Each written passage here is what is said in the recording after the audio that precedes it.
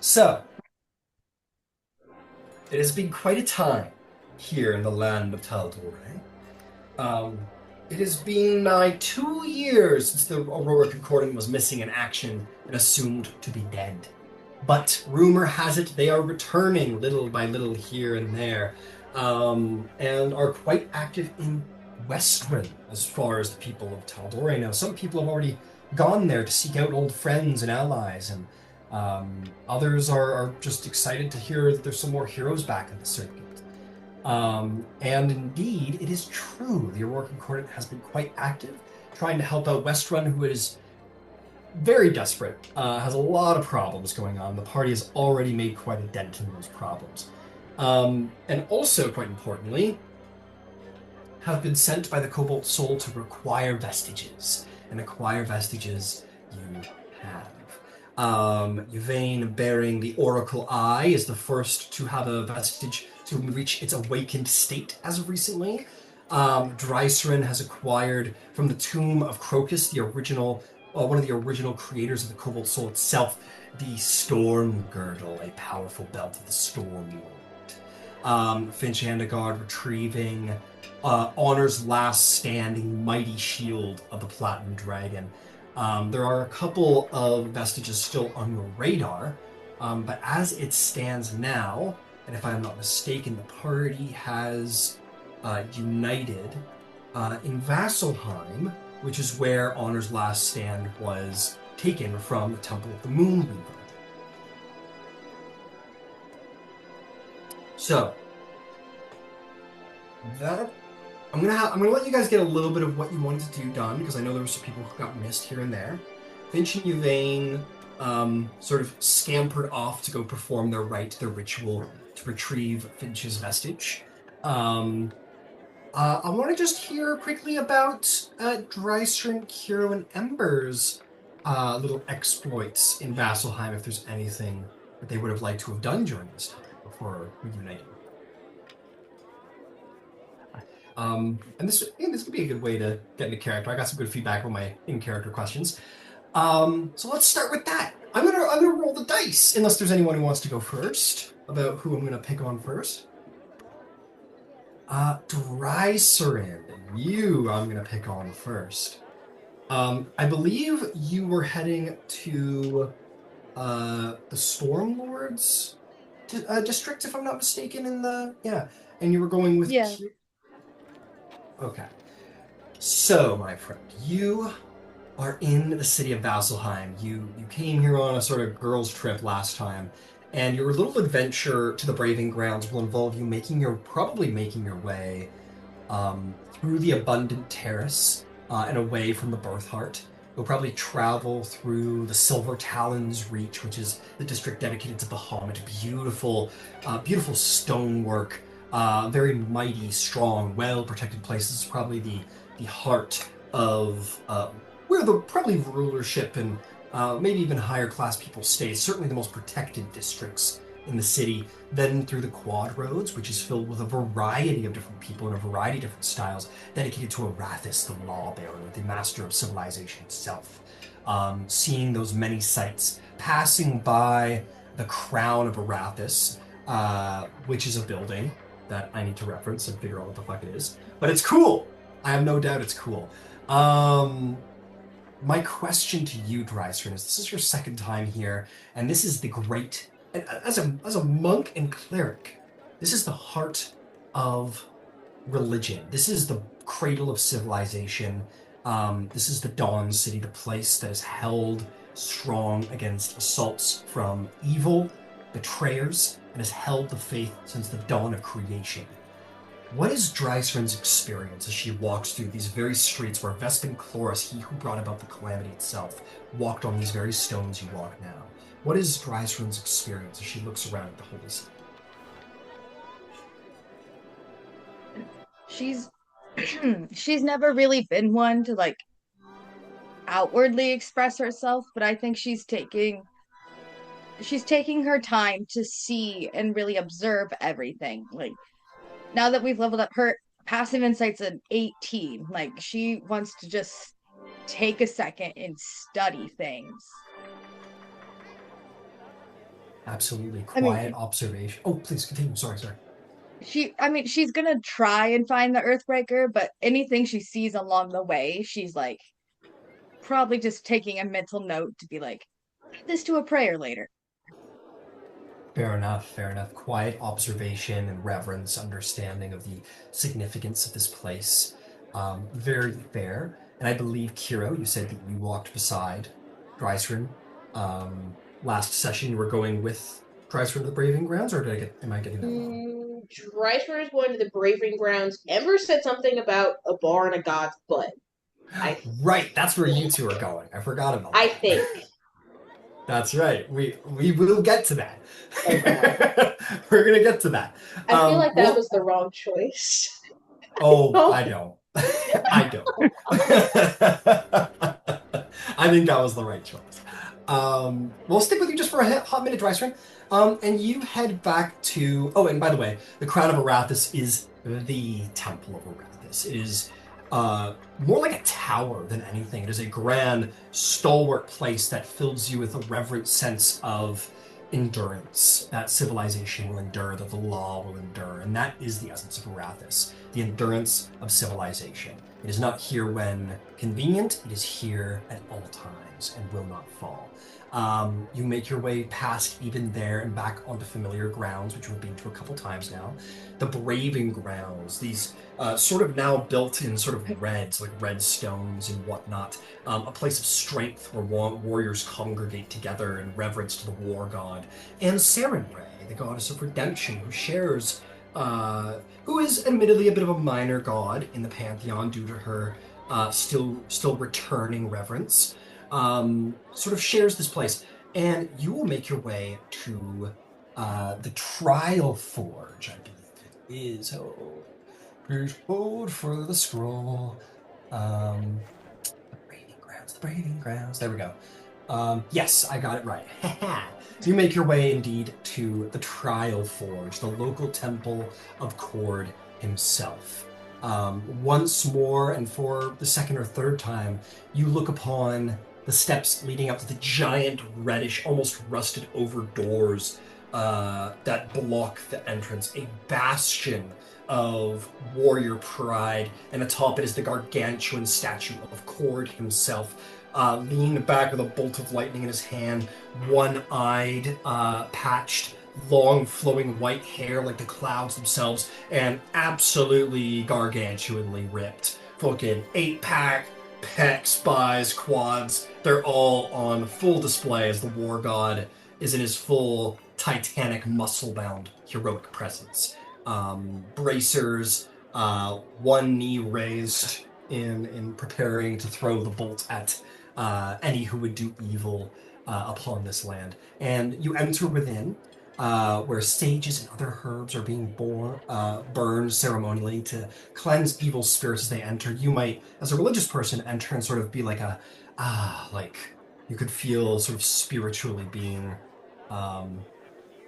sort of the equilibrium coming back to you a little bit, a place of holiness. And you are filled with that sort of communal warrior pride. You are filled with the presence of Cord, the war god here. It is like electric. Or perhaps it is you now with your belt, the most holy symbol. Cord fully fucking lifts, bro. He lifts like crazy. You know what he lifts? He lifts the entire Prime Deity's success on his back alongside the Dawn Father from the Calamities, what he does. Carrying the Prime Deities.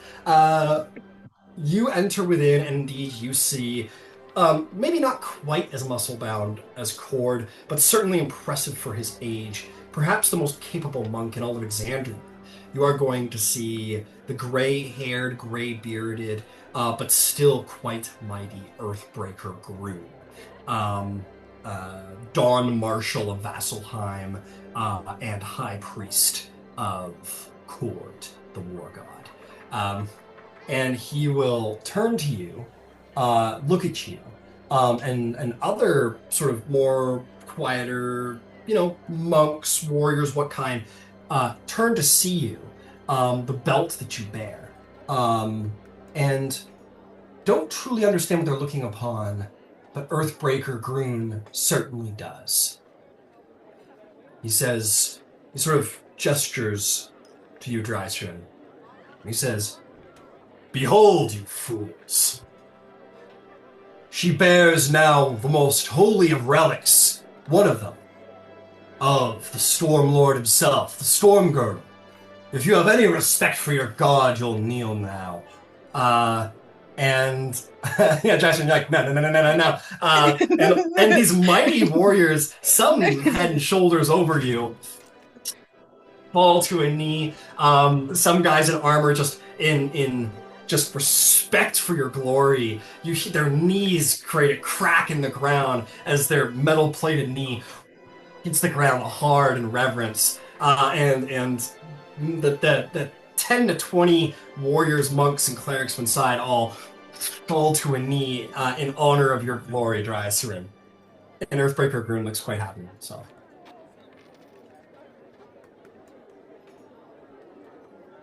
He comes forward. He goes, "Because glory must be seen, child. It's not enough to win. You must be seen to have won, so that people know that wars can be won. And you have won one, clearly."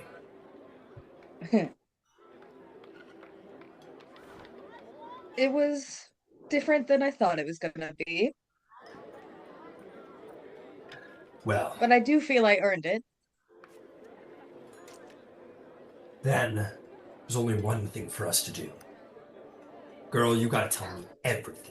And he he takes you aside over to one of the fire pits. The warriors rise and all sort of gather over. You are very much the center of attention, whether you like it or not. No. And he says, "Warriors, come, let us hear the tale of the gaining of the Storm Girdle, a relic that has not been seen since the Divergence itself. Dryser and Barnos, tell all of us 20, 30 warriors of great might and accolade how you are better than us." And they will listen intently, knees up, sort of on the benches. These are bros, dude. These are like warrior fucking hardcore, been through the ringer, blooded warriors who all stand with great interest to hear of the tale of your great victory.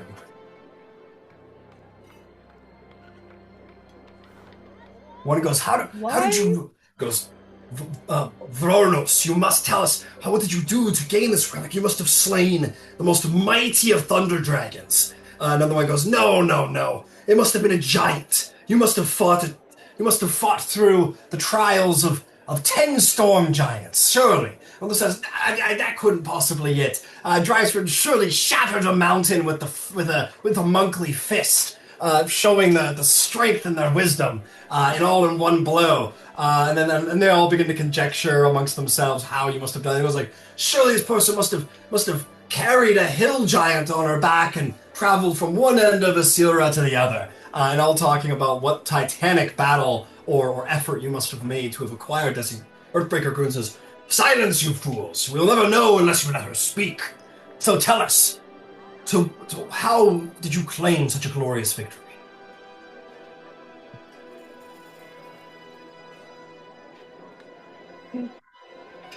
It wasn't just me. I did have help. That is important to note. Almost every warrior is going to need a battle buddy at some point. Battle buddies. One guy goes, maybe don't say battle buddies when you tell the story, the legendary story of who you acquired. Maybe say like battle brother, or shield sister. Battle buddy's Yes. gonna sound not great in a legend. Or we'll keep it. We'll keep battle buddy. Don't let me tell you how to write your story, man. I don't. And they go, "Shut up." Anyway, you had battle buddies. And then we carried burdens of others. Okay. You're like, all right. What kind of burdens? Yeah. What kind of burdens? Yeah. Huge weapons? Yeah. Giant-sized weapons? Yeah, probably. Yeah. Technically, I don't think I'm allowed to say. I might be murdered in my sleep by the Cobalt Soul. Potentially. You're like a little coupled soul. A librarian? It's a The thing. librarians kill you. No, not those ones. It's fine. Don't worry about it. Just know that there are people that can and will come for me if that information is spread. So it's not happening. They are like, come on! And they're all You like, got as much as you're getting out of me. you That's have to it. tell Earthbreaker Groot's like, that's ridiculous. He goes, this is a vestige of you sure you won't tell us the tale? Told you, we carried the burdens of others. Sounds more like a platinum dragon caught trial. Yeah, whatever. And then they're all like, they all wander off a little disgruntled. They're like, fine. They're like, all right, to carry the burdens of the mysterious. And they seem to get a kick out. They eventually come around. They're like, okay, it's pretty mysterious. Mysterious is cool. You know? Sure, yeah. But yeah, they begin to sort of leave you alone. And it's just kind of you, the Earthbreaker Groon, now. He says, well, whatever you did to acquire this, surely the Storm Lord watched over you. Oh yeah, no, most definitely. There was a lot of lightning themes involved. Oh, I'll bet. A lot of thunder themes involved. Nice. Any earth-breaking themes? Earth breaking happened during the thunder. So sick. Well, I haven't figured out what this belt can do yet. I do know some small. Sorry? Is Kern all good? Did we get him to the clerics, by the way? Oh yeah, we got him to regenerate. We had to have a donation, but yeah, we managed to get enough funds to get a good regenerate going for him. He's doing better. Oh my god. Yeah, okay. Yeah. These things happen when you step into the ring, right? Brain damage. But he's doing all right. Yeah. He's going on a holy quest to find a very large ruby to pay us all back with. So he's doing okay. Yeah. I don't know much about vestige lore, but I do know some. There was one other warrior who came here bearing a vestige of the Storm Lord, seeking answers about inner strength as well. You may know him, just, no one important, just, Grog the Barbarian of Voxmachina. Yeah, we hung out during the day of challenging. Yes, you may have seen his Titanstone knuckles, forged from the heart of an Earth Titan, by the Storm Lord himself. He told me that when a warrior becomes greater, learns something of themselves, faces themselves, or something along those lines, the vestige will awaken too. The warrior must become whole alongside their vestige to gain power. And that is what you must do. The trials are not yet done. There is power to be gained. And only you can achieve it and unlock it. I cannot tell you how.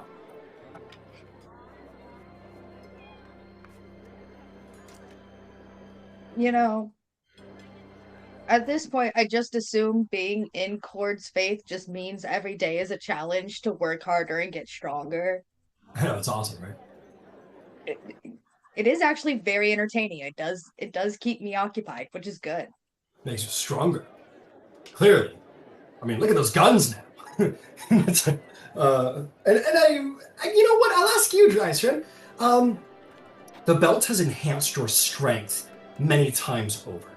Do you think that is actually, physically apparent on Dryson? Have you He-Manned out kind of thing?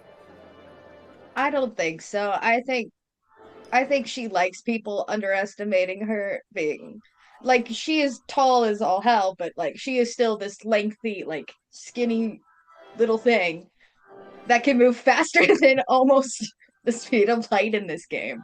All right. I'll tell you what. I'll meet you halfway there because the Storm. Oh, for sure. I don't know. So we'll say you absolutely are holding your same physique, sort of long, lanky, lithe, dexterous, absolutely. But dude, you're so much more cut now. Like there's like the abs are shown through the scales a bit, the bis, the tris. There's like a lot more definition. And maybe when you actually punch So somebody and you like flex, you're like, kadoom, and everyone's like, oh. So it's yeah, you've got like hidden muscle right now. That might change. You might become a bit of a monster in the future, but for now, you remain this dexterous, lithe creature you always were. and I think for funsies, she's just gonna get into like one of the training pens and be like, "Who wants to go?" Oh yeah. And everyone's like, oh fuck yeah, everybody makes their way across the street. One guy's like, come on, punch me. And like they're like fully like wanting to see what you can do. This isn't like I'm gonna win. They're like, oh, you got a vestige, I'm gonna lose. They're like, yeah, but they're like, well, what a better way to lose. Why don't you guys here and describe narratively what it looks like as like because you know what your vestige does. So why don't you tell us how you claim victory through your vestige? Like what's new about you? What powers are put on display through the vestige? I mean, when Drycerin attunes to her elemental stuff, she like it's already been established that it kind of comes up around her and definitely like focused in her fists.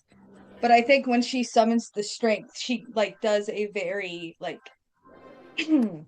like a very like strong woman pose in the middle and just gathers herself for a minute, like monk meditation. And then fully just waves of like lightning and electricity start to form around her until she feels like there's just an energy that she is physically bigger and you can feel like a force of wind and storm behind her. Oh, absolutely. You kind of charge up your usual monk lightning, and then it kind of joins up, and every time you take a step, like several forks of lightning just kind of across from your leg onto the ground, and you've got that like anime powered up 9000 where they like take a step and the ground breaks under them a little bit. I love the vibes. Honestly, Storm Girdle, probably my favorite vestige. Incredible. So Dry Stream, you power up lightning and you walk towards this huge fucking fighter guy. He's like scared, but also like awesome as you're approaching. She's gonna do something she almost never does, and she's gonna take her spear out as well. All right. Lightning shoots up and down it, and they're like, Lisanagaib! Lisanagaib! Well, he is humble! She is humble? What do you do next? Um,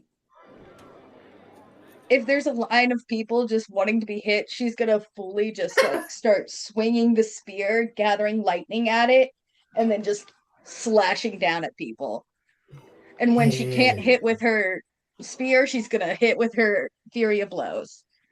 Incredible. So they would see certainly from your spear, lightning strikes forth like the girl shoots lightning combining with your own elemental might through your arm down the spear in a massive lancing blow. Dudes go flying. They're like woo, and then I believe with your bludgeoning. So when you decide to like bring the fists up, you punch a guy and fucking explosions go off, and people are thrown as thunderous damage equips with your fists. Funny enough, and they're just like, look, what? Why don't you be kind? Or you know what, leave it at that, and then you can put on some more stuff on display later on when we actually enter into battle.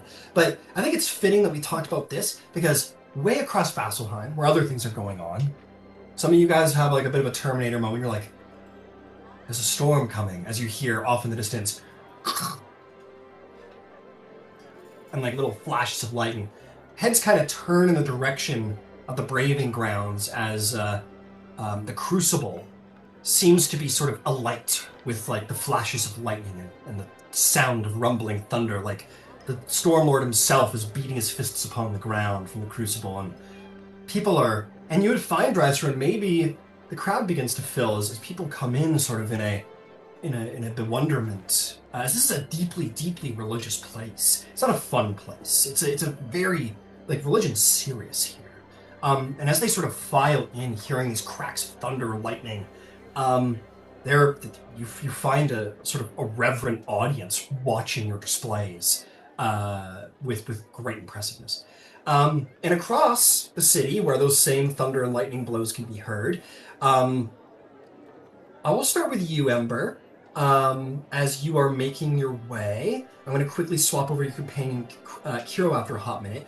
But Ember, you have clearly had mixed feelings about Vasselheim in the past, and as you wander through now, maybe you're seeing a slight different side of it. To get to your destination, you guys will be making your way deeply through the Abundant Terrace, which, from a naturalistic perspective, is probably the most beautiful. You would make your way south from the Birth Heart, down through an entire district which is like autumn trees and homes and places of sanctuary, shrines are built into these thick old trees. And you may even see the glint of like little fairies moving through the trees and birds. You see these as well, Kiro. And then you would make your way south to a thick, green, verdant forest that you wander through in the middle of these cities, seeing the great towers and walls above, ready to defend from any evil that may beset.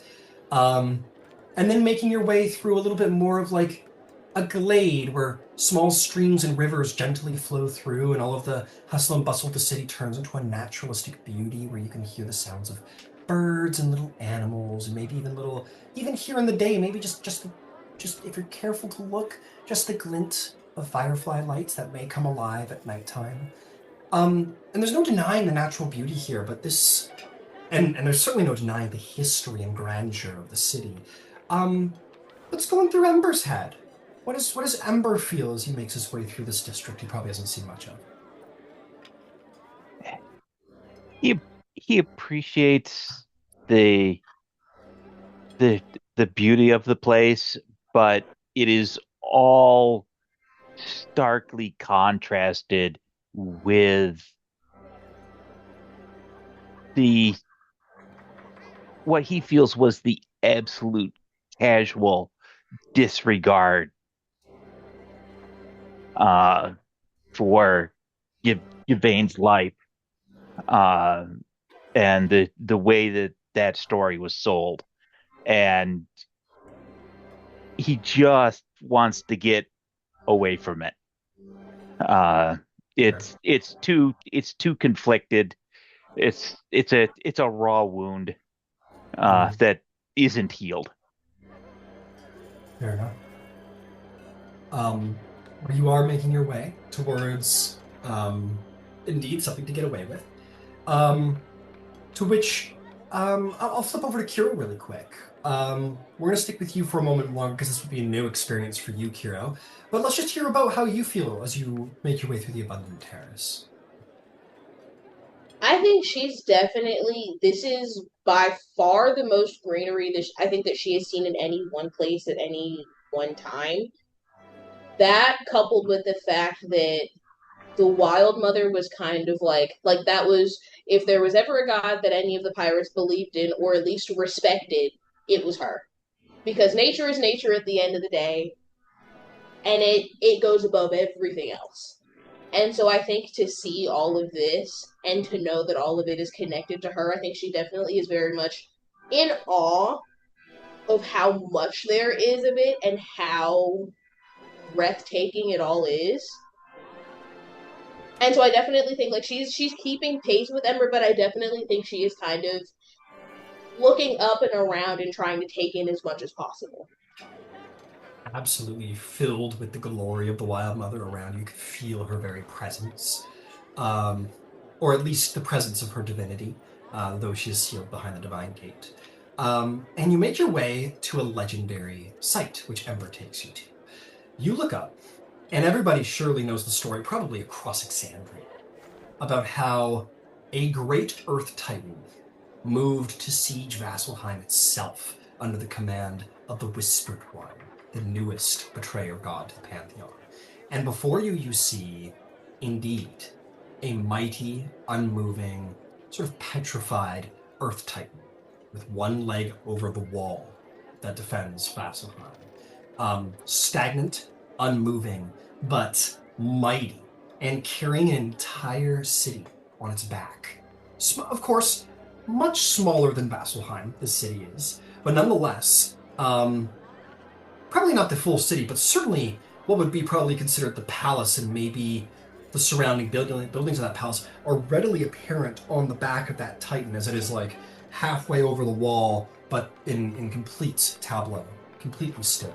It is, and you see one of the legs is actually a staircase that has been carved into the side of the Earth Elemental, or excuse me, the Earth Primordial. What is the experience as you look upon the very primordial that Vox Machina defeated when they defeated Vecna, that almost besieged and destroyed the city of Vasselheim?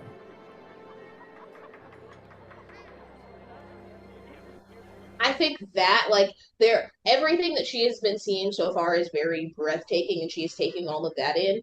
She is like everyone else grew up in not necessarily like Emon, but there was some element of magic that was just prevalent in their everyday lives. Kiro grew up on a boat in the middle of the ocean. The very concept of like everyday people using magic for everyday things, like she is used to other people doing it. The concept of doing it, she hasn't gotten there yet. And so I think it's seeing that and seeing how giant it is and knowing the story, that's where she just pauses and it all kind of hits her at once. Because this is a city that's existed before the Calamity. What is that? Why is that so big? There is a lot of information that hits her at the same time, and so it just takes her a second to take everything in. Absolutely, the implications. I mean, that, as petrified and as still as it is one of the great beings that forged the planet of Exandria in the dawn of creation and was cast down by the prime deities long before the Calamity, way back during the Schism, at the dawn of creation. And here it is now. And you find yourself, strangely, following Ember, walking up its lake, as there is a column of stairs that spiral and have been carved into the very body of this creature. And as you go, now that you're in close proximity, you see innumerable holy glyphs have been carved into the stairwell, and frankly in every part of it, like innumerable, carved into stone. To begin to remove all of these magical glyphs would take quite some time. It would take an exceptional amount of time to be very noticeable. And you expect these are all holy wards to ensure that this creature will never be a threat ever again. You walk up its great leg, and it takes a while. It probably takes a while to walk all the way up that leg. Far enough so that you find yourself eclipsing the wall. You're standing on the wall, the outer wall of Vasselheim. You can look over and see some of the watchtowers. And Ember's probably like, come on, we're not there yet. And you find yourself walking into the ass crack of the very primordial that you were astonished by a moment ago, to find a tiny little dive bar that has been built into the rectum of this earth elemental.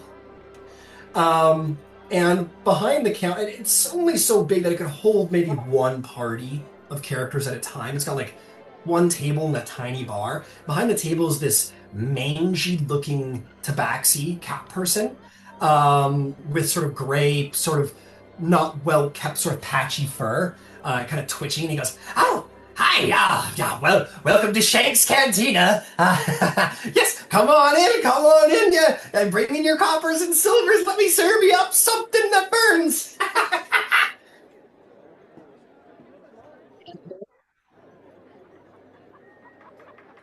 What are we doing? We're having a drink. A toast to Vasselheim. Yes, to Vasselheim! I love a good toast. Yeah, there you go. He will take out simply a bottle that has a white liquid inside, and the only label on the bottle is a skull and crossbones. And he pours you guys 2 shots. And he's well, and one for yourself, friend.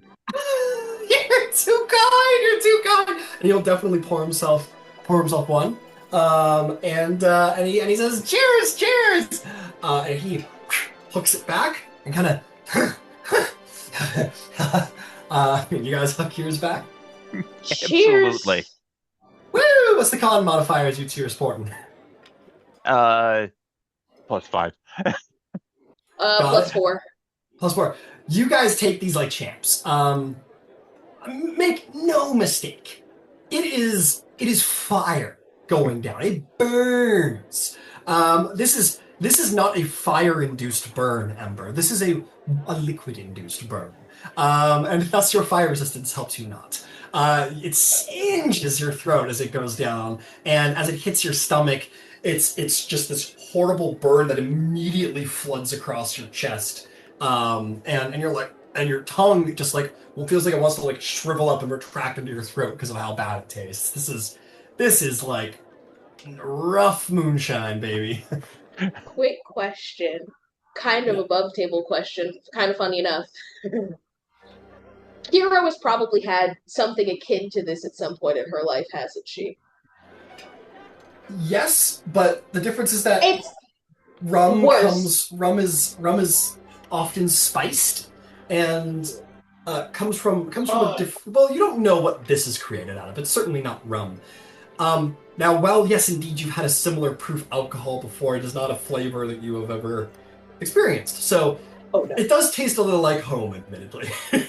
Oh no, that's what I imagine there is a second where like, especially like the burn, she's used to that. Incredible. The barkeep who probably drinks this all day long by the look of him. Even he's like, good to wake you up in the morning, huh?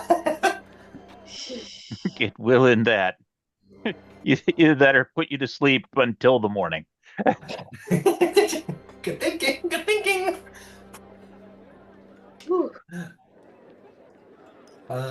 And Read better. I can breathe. My sinuses are all cleaned out. It's either it's that, it's being on top of a giant on top of a mountain. I can smell colors now. That's okay. Here they're all brown. Perfect. Thank you. Incredible. Now, with that, all 5 of you are going to receive ascending. Ascending is going to be from Curator Rothtree, from the Western Cobalt Soul Repository. And he says,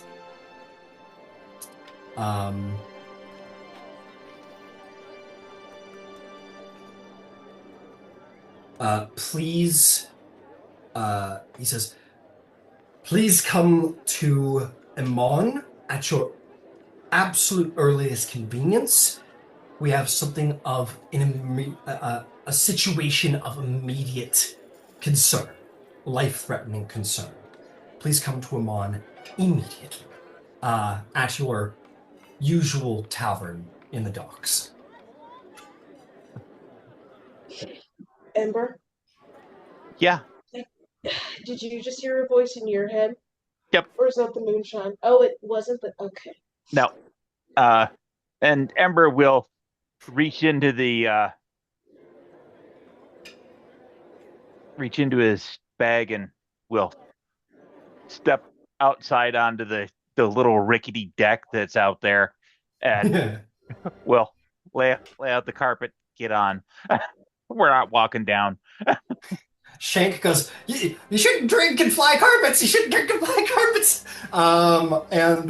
Yeah, you hop onto that baby and fly off into the city.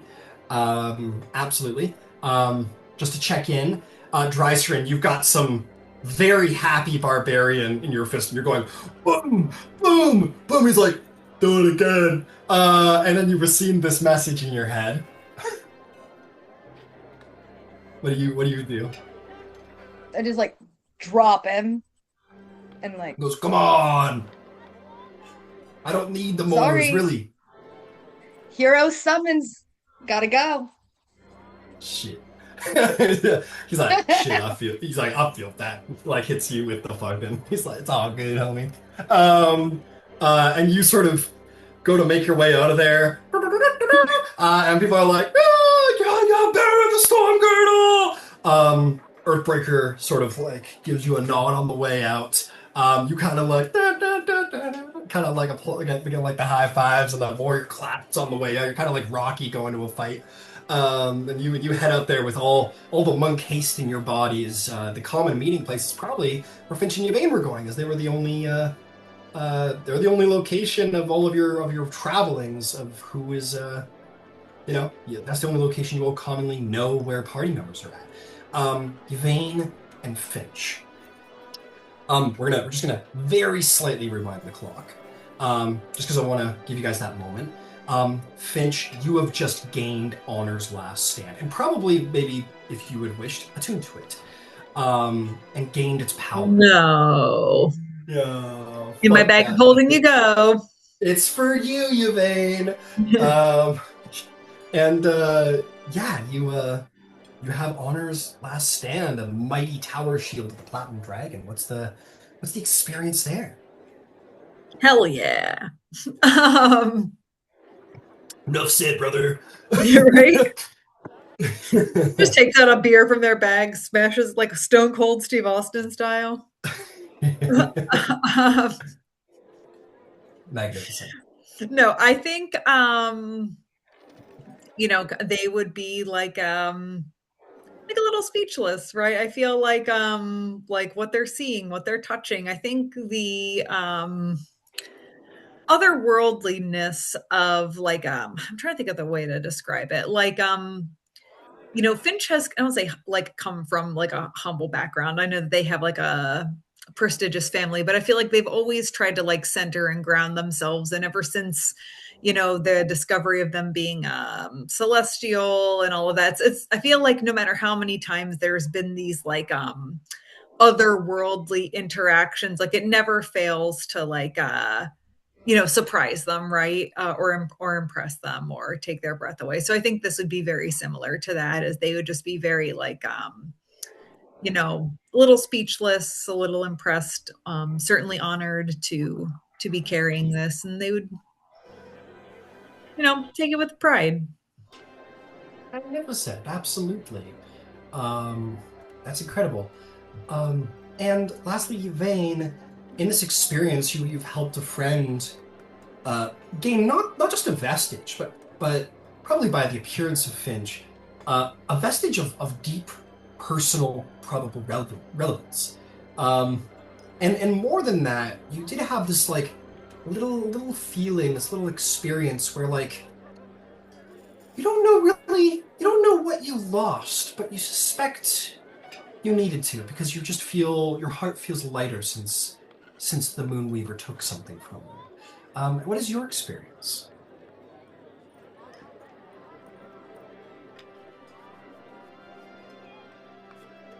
You are muted, my friend.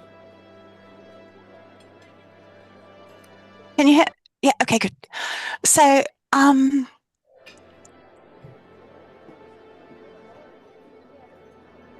think she probably starts weeping because since Shadebarrow, everything, like, she lost an eye and then everything fell to shit, and now her mom's the Kedegeist, and Beverly's mad at her, and she hasn't seen Zarvolg in ages, and everything's fallen to shit, and she's not been able to go outside and look at this. It's just been so busy, and her dad's blown her off, and I think something just feels lighter, like she's able to connect with the Moonweaver, with that sense of love again. So it's weeping, but it's a weeping of like when you've been under a lot of pressure, and that pressure is just released very quickly. So it's almost reactive. Absolutely. It's not a feeling I think it's really possible to describe, because I think the closest thing would be sort of like an amnesia victim, which is never a good thing. But they do say ignorance is bliss, and that knowledge is the death of innocence. And it must be the strangest experience to know that something was taken from you, certainly without consent, but you can't help the feeling of lightness. That burden has been taken from you, weight has been taken from you, and that whatever was taken was in good faith and was probably for the best, though you don't know what that was. And maybe tonight, whenever that happens, and you look up, maybe we'll return to that. But we'll say in that moment, as you two are both having your experiences, Finch feeling a deep honor, feeling a deep pride in what you have gained here today, that Bahamut continues to look upon you with great respect, and Yvain to have felt the presence of the Moonweaver again, to have felt her touch helping you. You guys receive your sendings of basically like come to Emon, go to the Rousing Spark. This is an emergency, like ASAP, please and thank you. And as you guys sort of, we're gonna fast forward a little bit of you guys figuring out that you're the only common place that anybody knows anyone when. Probably is the best thing to do is to stay put. You guys sort of figure that out amongst yourselves and sort of maybe take a last minute in this beautiful temple with the long, big, beautiful pools of water, and the statue of the Moonweaver seemingly has returned back to its original appearance. In this place of reverence, I think we have a very funny montage of Kiro, Ember, and Drycerin. Ember and Kiro like flying on this arcane carpet with the behind them as magic, arcane magic is illegal in Vasselheim when unregulated. And be like, we're just trying to save the world, bro. And Drycerin sort of on the corner in the quad roads going, Shadowbrook? Do you know where Shadowbrook is? The hidden neighborhood that bears the temple of the Moonweaver, the god of illusions and mischief. And goes, oh yeah, you're gonna want to take a right here, to the left, and then the right, then the right, then the right, then the left, then the left, then the right, then the left, then the right. And you're like, oh fuck. And maybe like a half hour later after Tight Trickfoot's like, oh no, Ember and Yvain are with me, they're good. And they take the cuffs off you guys, and you make it the rest of the, Kiro and Ember take the cuffs off you, and you make it the rest of the way. Finally, maybe a half hour later, Yvain and Finch are like, what's taking them so long? The door bursts open like the end of Hangover, and the three of them show up.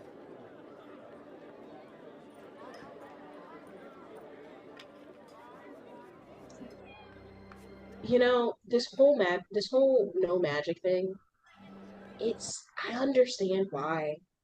It's just massively inconvenient from time to time.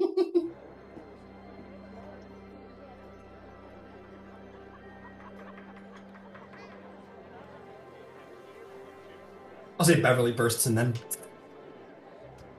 I got a message too. Why was this place so hard to I know why it's so hard to find, but still, it was hard to find. Where did you run here from? I just came from Silver Talon Reach. I made it all the way to the south of the quad roads and realized I'd be missed by an entire district, and I had to. This place is not easy to find. It's not easy to find. Still, you made some good time. Yeah, pretty good time. Well, it was an emergency, right? We better get to it. I could use your hat. It'll be like my last crime here, if you guys want. We have matching ones of those now, by the way. Yeah, it'll go on my permanent record, but that's okay. They'll be together. They'll match. It's only for a seal rod. I mean, when am I back here? Probably not. And she'll slick her finger across the brim and cast teleport. She's going to target the Traverse Junction in Emon so that it will be a perfect success rate. Is she still coming with us? She's still coming. It was an emergency, and you guys needed to get back, and so yeah, she'll come with. She might not. I don't know. We'll see what's going on with her, but this was an emergency, so she'll come. I will leave her with my family in Emon. You can. Hey, she took what you said to heart. I Emon may. is still a I great might. take a little spring break, find yourself vacation. But yeah, you guys appear back in the city of Emon at the Traverse Junction, and probably very rapidly begin to make your way through the city. Also, you guys all run over to a carriage, like one of those city carriages that could be rented for a day. He goes, "Oh yeah, where are you going?" Beverly will like throw a bag of silver in his face and says, "To the docks, carriage man." And he'll go, "Okay, great." And you guys will through the city, and make your way all the way down back to the Rousing Spark. Again, opening up the door, like, "Oh, sorry, traffic was crazy out of Nevada." Come in. And Ember's mom will surely be like, "Oh, my baby boy," and come over and hug you and be like, "I'll make food for everybody." And you guys are actually probably going to see two people wave you down that you might not expect at first. One you haven't seen in a while, one you might not even recognize. There is. Actually, nobody will recognize this individual. So there is a dwarf sitting at the table. As far as dwarves go, he looks a little bit middle-aged. It's hard to judge dwarf age when you're not a dwarf, but he doesn't have any gray in his hair. But he also doesn't look terrifically old either. So it's a little difficult to gauge. And he is sitting at the table with who you definitely recognized is Keljaya. Your old sort of gnomish barbarian friend, who is all lined up to maybe become the Master of War on the Council of Tal'Dorei, should things finally come to that. Keljaya Alohe, I'm gonna try to get this accent after all this time. She goes, "It seems the rumors were true. You're all alive after all this time." It's good to see you. It is good to see you. We thought you were dead. It seems that our message has found you after all. The rumor of her demise was highly exaggerated. This is like the third person you've said this to, Younger, I think. Yes. Hey, milk it for all it's worth, baby. She laughs. She goes, "That's so funny," and probably the most. I've never heard that joke, and it's so funny. Apparently it has.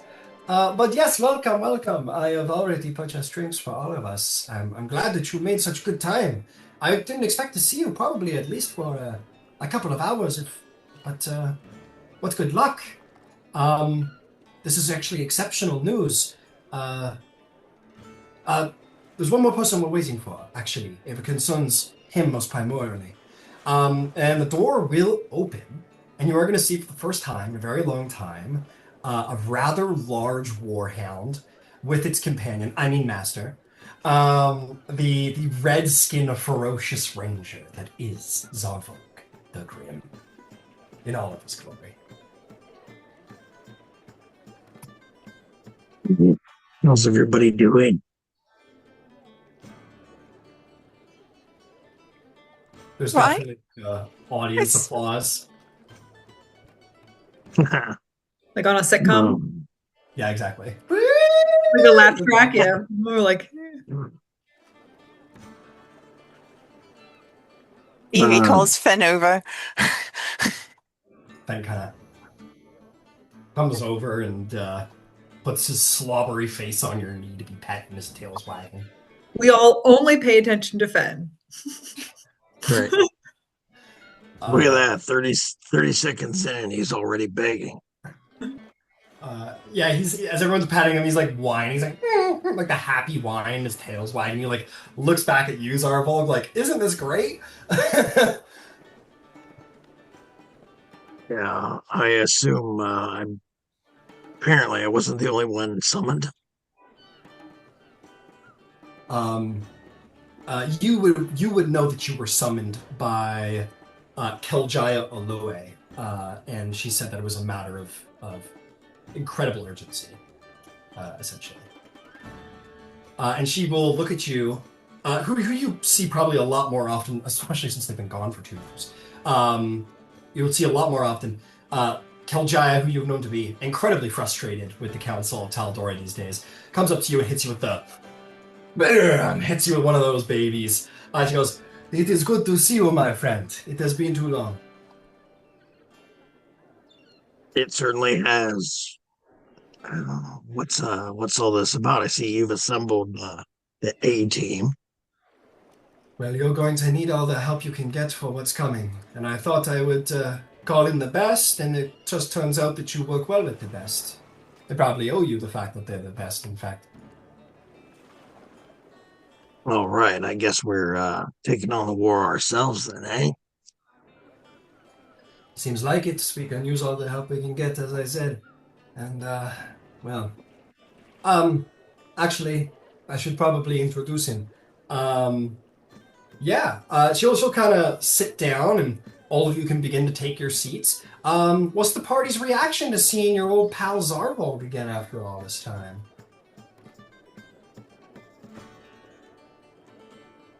Hello, everyone.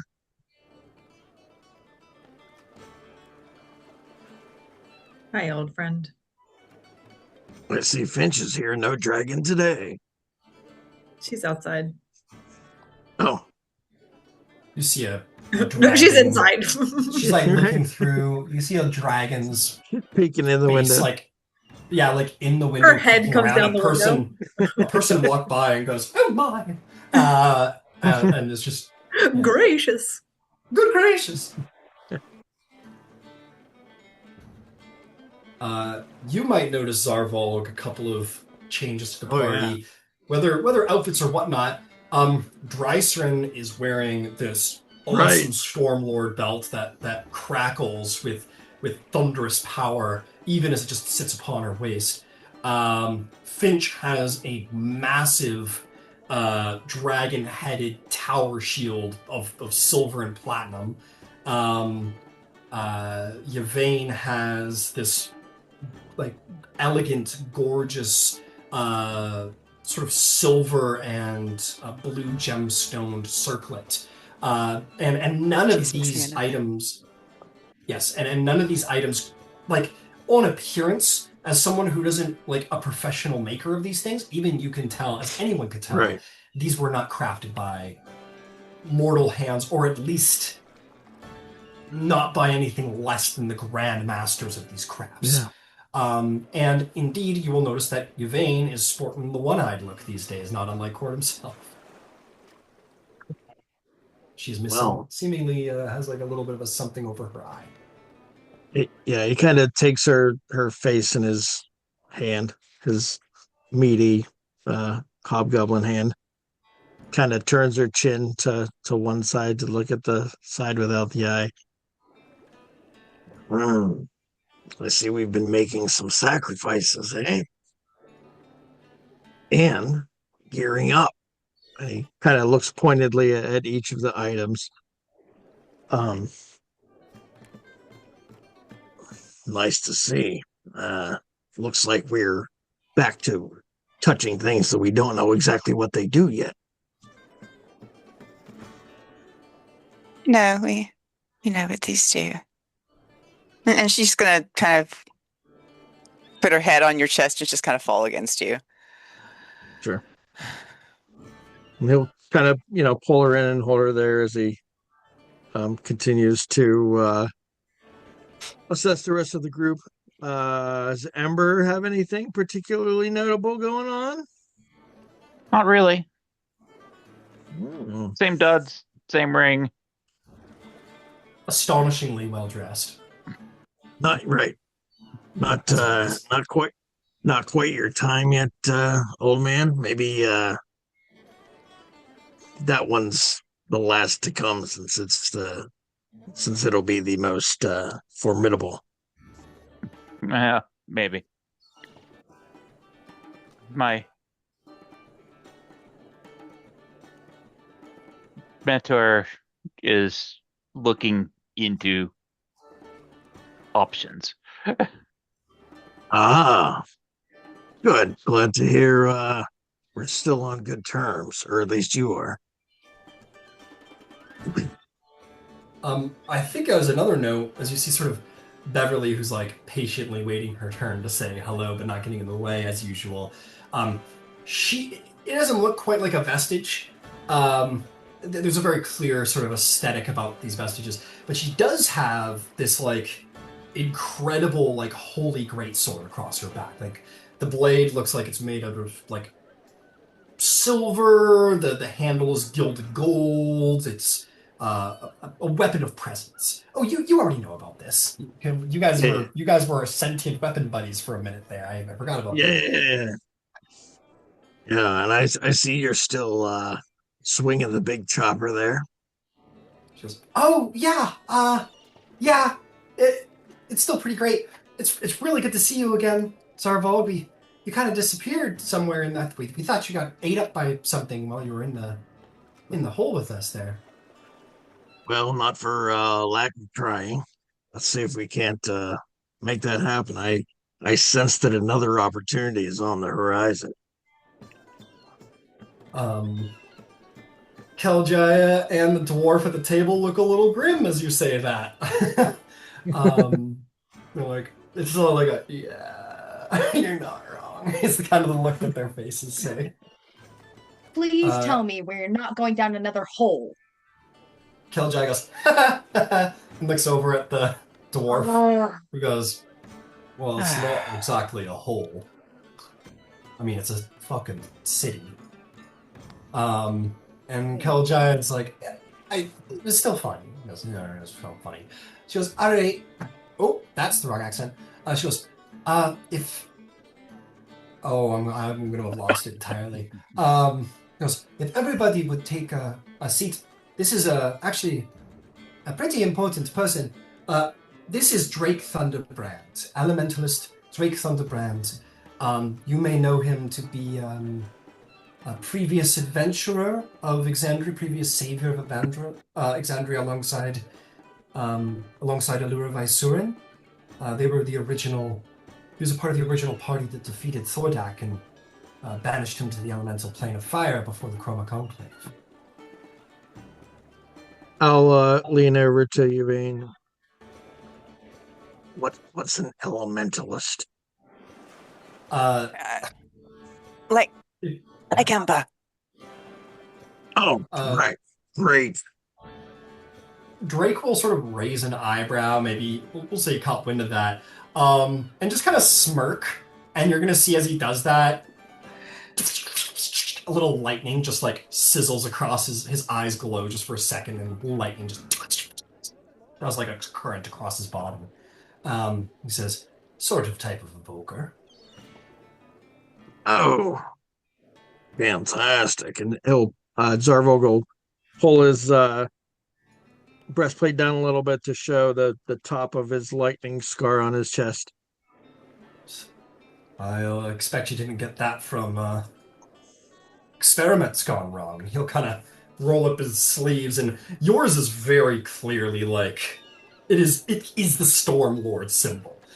He rolls up his sleeves, and he's got like lightning burns all up his forearms, probably from learning and training with lightning spells, and it didn't always go quite right until he had mastered it. Those war wounds learned the way, right? Nods his head toward Drycerin. Seems we've got a bit of a small brotherhood going here. He'll look at you, Drycerin, and give you a little nod and says, "Fancy belt you got there."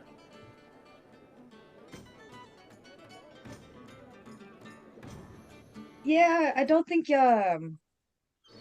really think it has a market rate.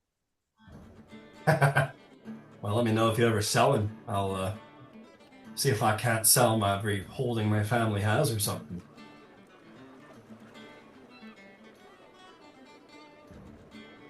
Nah, I don't think I could sell it if I wanted to, honestly. Lightning might strike me down. These days, while you're wearing that, don't look like that's much possible. But, I mean, you can try. Anyway, and he will Say, so, I think we should get down to business. Time's ticking by. Tal'Dorei goes, you all right? And she's going to push a slip of paper across the table to you, Zarvolg. And she's going to say, the dwarves of Kraghammer received this morning. We got it here to Emon as fast as possible because it's addressed to you. Fantastic. There's nothing I love better than a city full of dwarves and ominous letters addressed to me. And he opens it up. It says, let's see here, do I have, yeah, here we go.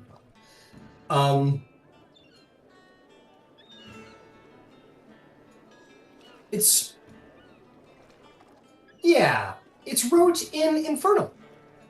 Do you or anybody else speak Infernal? I think I do not. Oh no. Does anybody in the party speak Infernal? Negatory. Thunderbrand will sort of wave his hand over the paper and cast a spell. And you're going to see the letters sort of kind of almost it's sort of like an illusion a little bit, where suddenly like the words kind of reorganize themselves and the letters sort of rearrange themselves to be of the common alphabet. And essentially it says, you think you're the greatest sharpshooter? I beg to differ. Kraghammer. 24 hours to get there. One shot. Fail to show up in that time, and I will kill the Iron Keeper, Pulada Zutham of Kraghammer. And you know what? If you do show up, maybe I'll do it anyway. Prove that you're better on the trigger, if you dare. And it is signed, Izatu Kar. Oh, well. We've been chasing this one for a while. Turns out we have us a shooting contest, ladies and gents. I've been known to win one or two of these. We have 24 hours to get to Kraghammer, or the vampires kill someone. And he'll share the note around the table. Okay. Well, look at the note. I'll say that the illusion is such that, like, you can look at the illusion, the words themselves, and sort of wipe it off. Maybe the illusion is that the translation's wrote on the back of the note, and then you can turn it over to look at the Infernal if you so desire. Thunderbrand, Thunderbrand will say, if y'all are not experienced in Kraghammer society, the Iron Keeper is essentially like our leader, so to speak, our leader of government, our queen, if you will, right now. So the death of the Iron Keeper is not preferable. We know enough about Kar that she's a capable mass murderer. And from our friends here on the council, they've relayed to us that she's something of a formidable assassin sharpshooter. From your own experiences, that information came from, is that right? Yes. Yeah. You happen to know that does Kraghammer have any history with Kar? No. The legendary massacres of Kar were several years ago, before Vecna. And the damage done by the Chroma Conclave saw her released somehow. From what I recall, you look over, trying to recall all of the specific lore, which he's less informed of, as this is not a criminal of Kraghammer, but it is a criminal of Tal'Dorei, so he will refer to our gnomish friend here, who's much more tied to all of that. And Tal'Dorei she'll say, as a reminder, Kar went on that killing spree across Tal'Dorei from east to west, many people died. She was imprisoned inside of the Black Bastille, and when Thordak attacked, she somehow made an escape out of her perfectly sealed cell. And we haven't seen much of her since, except for the assassination attempt on Finch. I see. Thunderbrand will simply say, but aye, that's no, Kraghammer has no history with Carr until now. Well, that makes sense. Being underground, there's suitable darkness, I suppose, to be able to operate as she wishes. It makes sense when you think of it, aye. Lots of abandoned mine veins and tunnels to hide in. Well, looks like we're going to a contest. Anyone want to come along? Absolutely. Yeah. Above table. Oh, please, yeah. If the assassination on Finch Day comment, that was made out loud, correct? What do you mean? Like, Made up. Kiro had her memories taken that she was there on Finch Day and she was up on the wall with the assassin. I'm saying, are there, because what she remembers is still spotty. Of all of the clues that are happening, does she remember that? Make me an intelligence saving throw. Let's see if any memories pop up for you. Kara's probably an individual who leaves an impression. She's quite the figure. That's a dirty 20. Well, because I was gonna say, if she does remember, because it took all of her and Dreisrin's combined action economy, and it still came down to Melisarius, it was terrifying. I hated it. You remember, and perhaps it is very well the terror that evokes for you. The feeling comes to you before the memory, as you hear the words "car" and you hear this pang in your chest of fear, and then the more it's spoken of, and when it comes around to assassination attempt on Finch, that's the trigger, and you are hit with the memory of standing on the wall, Wyatt with a poisoned bolt through his neck, and then this gray skin, one-eyed tiefling vampire, perfectly surrounded in shade on the burning sunlight day with a leg up on the wall, firing the bolt, and the doors just closing, and you knowing the bolt went through and having thought you had failed to save Finch.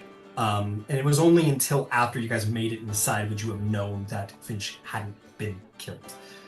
So you recall your encounter with Carr and the terror of that scenario. Every time I think they can't get worse, and yet somehow they always do. Actually, depending on how you look at it, this may be a bit of a blessing in disguise. This has been coming for quite some time, several years now, I guess, if you consider our time away. And we've had trouble locating her, so at least now we know where she is and is going to be. Thunderbrand says, I tend to agree, but there's a double-edged sword there.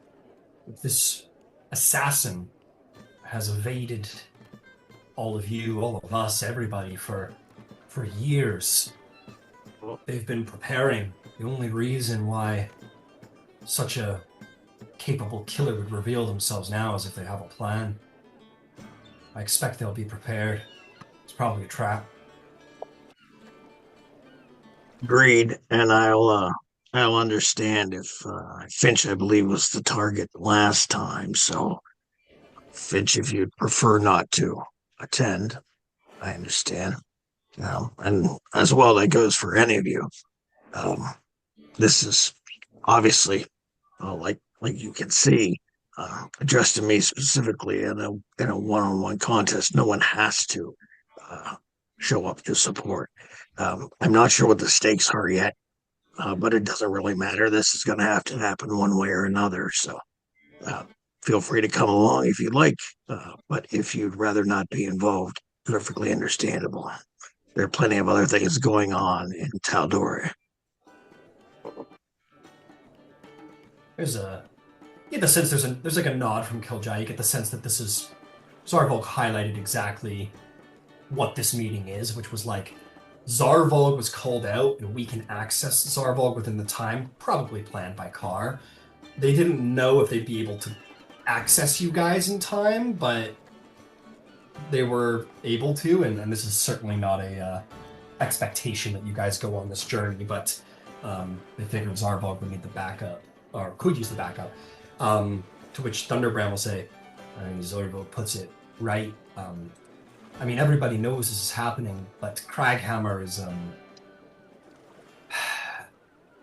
we're dwarves, and Kraghammer is recently, these last couple decades, has calmed down about its reluctance to speak to outsiders, but, you know, only so much progress can be made. I mean, people visit from time to time, but letting military forces from Tal'Dorei into the tunnel is, that's a lot.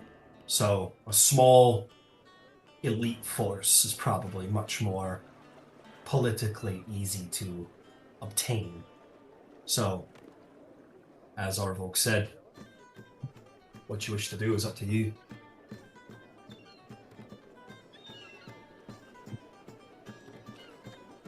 I'm sorry, are we actually having this conversation seriously? I mean, of course we're going with him, of course. And she's actually going to, like, thump him on the nose. Of course we're going with you. She needs to be reduced to ash. She's an hole. No, but she's going to be. That was good.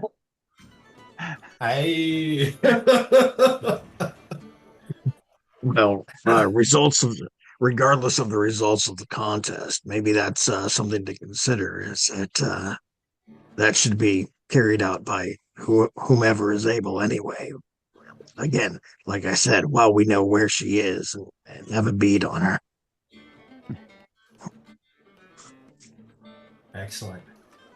Thunderbrand will say, so just so expectations are clear, you're going to be sanctioned to operate in Kraghammer under the supervision of the Iron Keeper herself. She's going to, she's got her thumb on the pulse of everything, and she can help assign you objectives and whatever, but we'll also be relying you as sort of,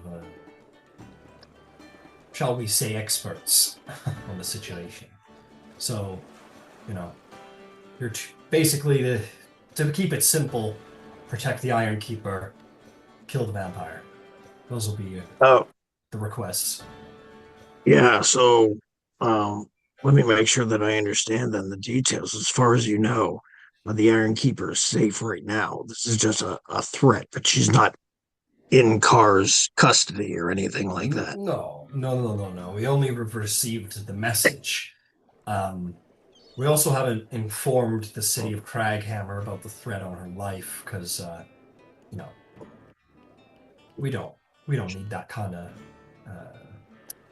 news floating around out there. It was only going to cause chaos if we were to. Better to show up with news of victory than spread a panic before anything's even been given the chance to resolve.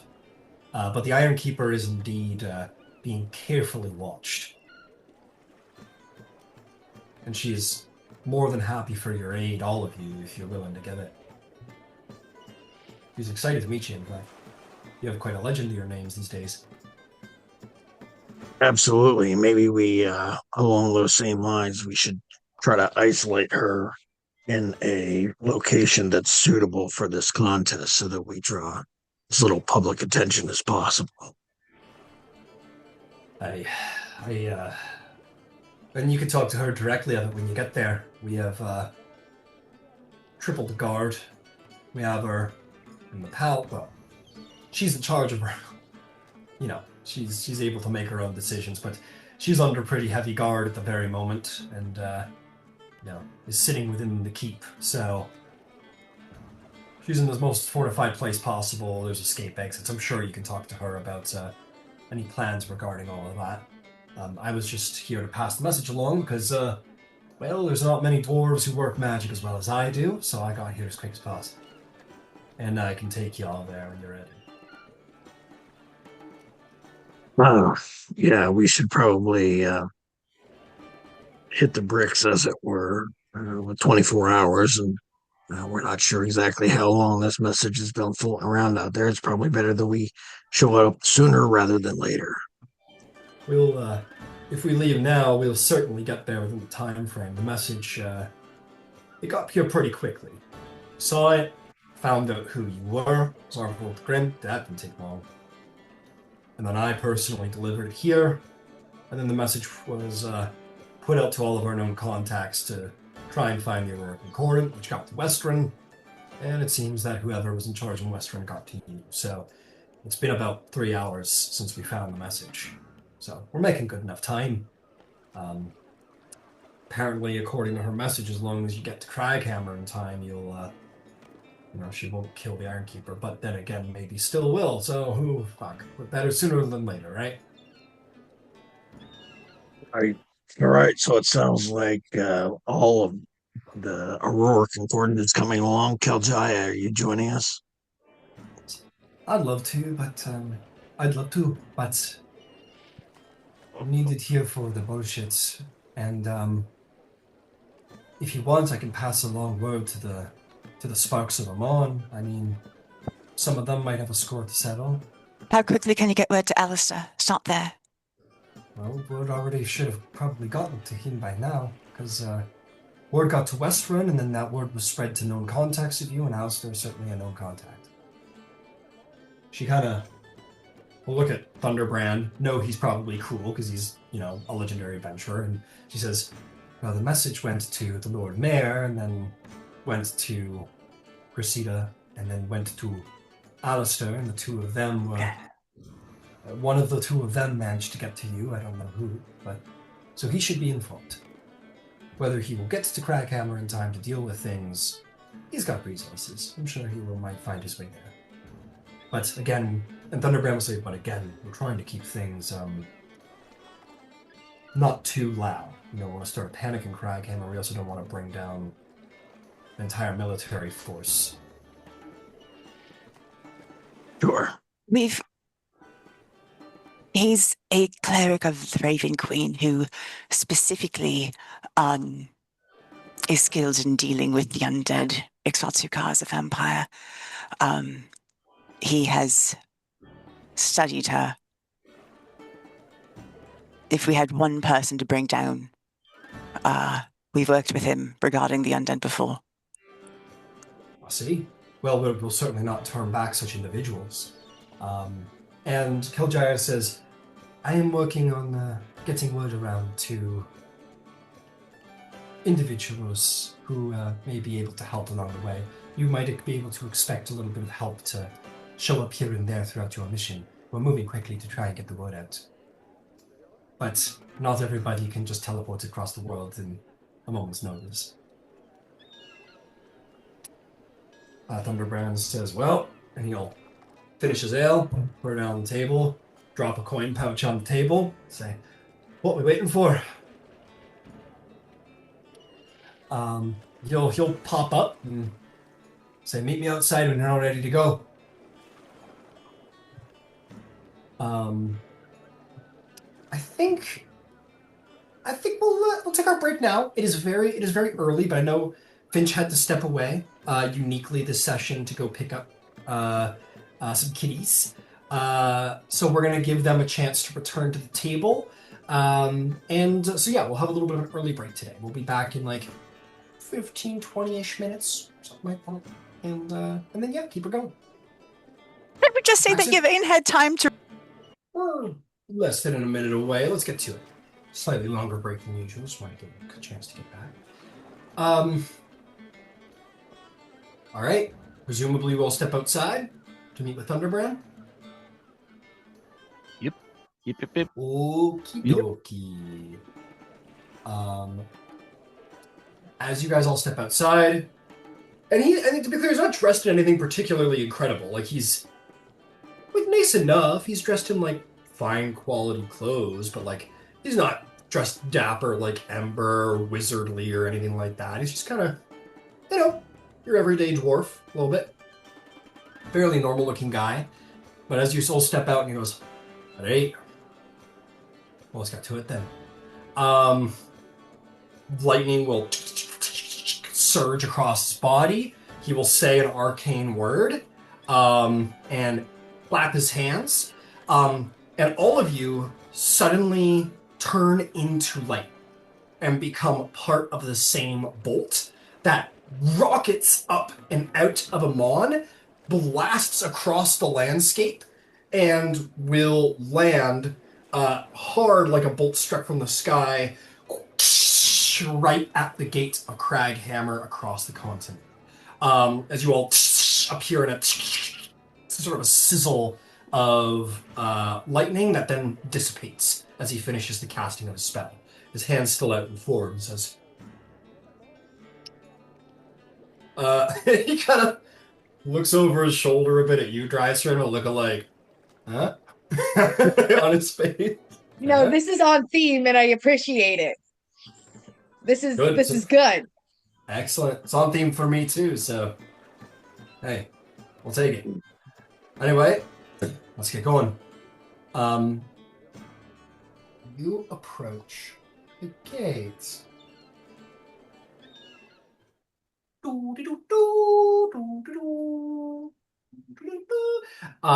It is cold. A little colder. Not tremendously so, but the wind does blow. Hey, Drycerin. You're probably feeling quite nostalgic in this moment as you look upon the gates of Kraghammer. You have not seen them since you were but a young child, I believe, and never went past the gates. What's that experience like?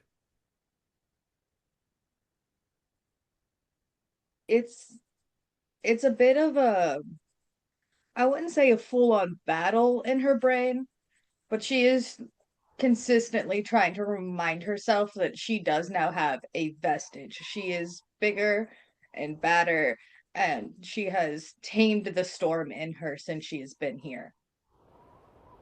You certainly have. As you approach the gate, you remind yourselves of these things, and something will happen that did not happen the first time you were here. Thunderbrand will approach the very heavily armed dwarves who stand outside, and they'll say, "Thunderbrand," and he'll say, "Hey, guards." Actually, I don't think he'll call them guards.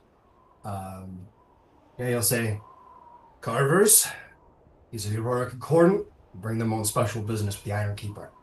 Oh, you're looking there then. And probably say something in Dwarvish along the lines of like, Gorth Durin, or something like that, which might mean like, good luck, brother, or something like that, or good day, brother, or something along those lines. I can give you a proper Dwarven translated line. Let's see here. How about... Yeah, he'd say, Thora Mithrur, to Earth, to Thunder, whatever the fuck his name is. Thunder Break. Fuck, never mind. Anyway, he says for Ethror, back to him, and the gates will... a multi-layered defense to keep people out of Kraghammer will open. The massive, greatly crafted adamantine dwarves of Kraghammer will slide open, and 3 layers of portcullis will... as you walk through this firelit hallway. Yes, anyone who understands Dwarvish will know that the exact translation was "go well done." Farer Uthroar. And as you come out the other side, you're going to enter Kraghammer. Mighty Kraghammer. Hey, bonus points for anybody who can tell me what this map is of, or like from what video game is this map been completely World of Warcraft. Incorrect, unfortunately. No? No. Oh, wow. I recognize it. It's something like older than that, right? Something like 16-bit or whatever. I don't think it was like 16-bit. No, I don't think so.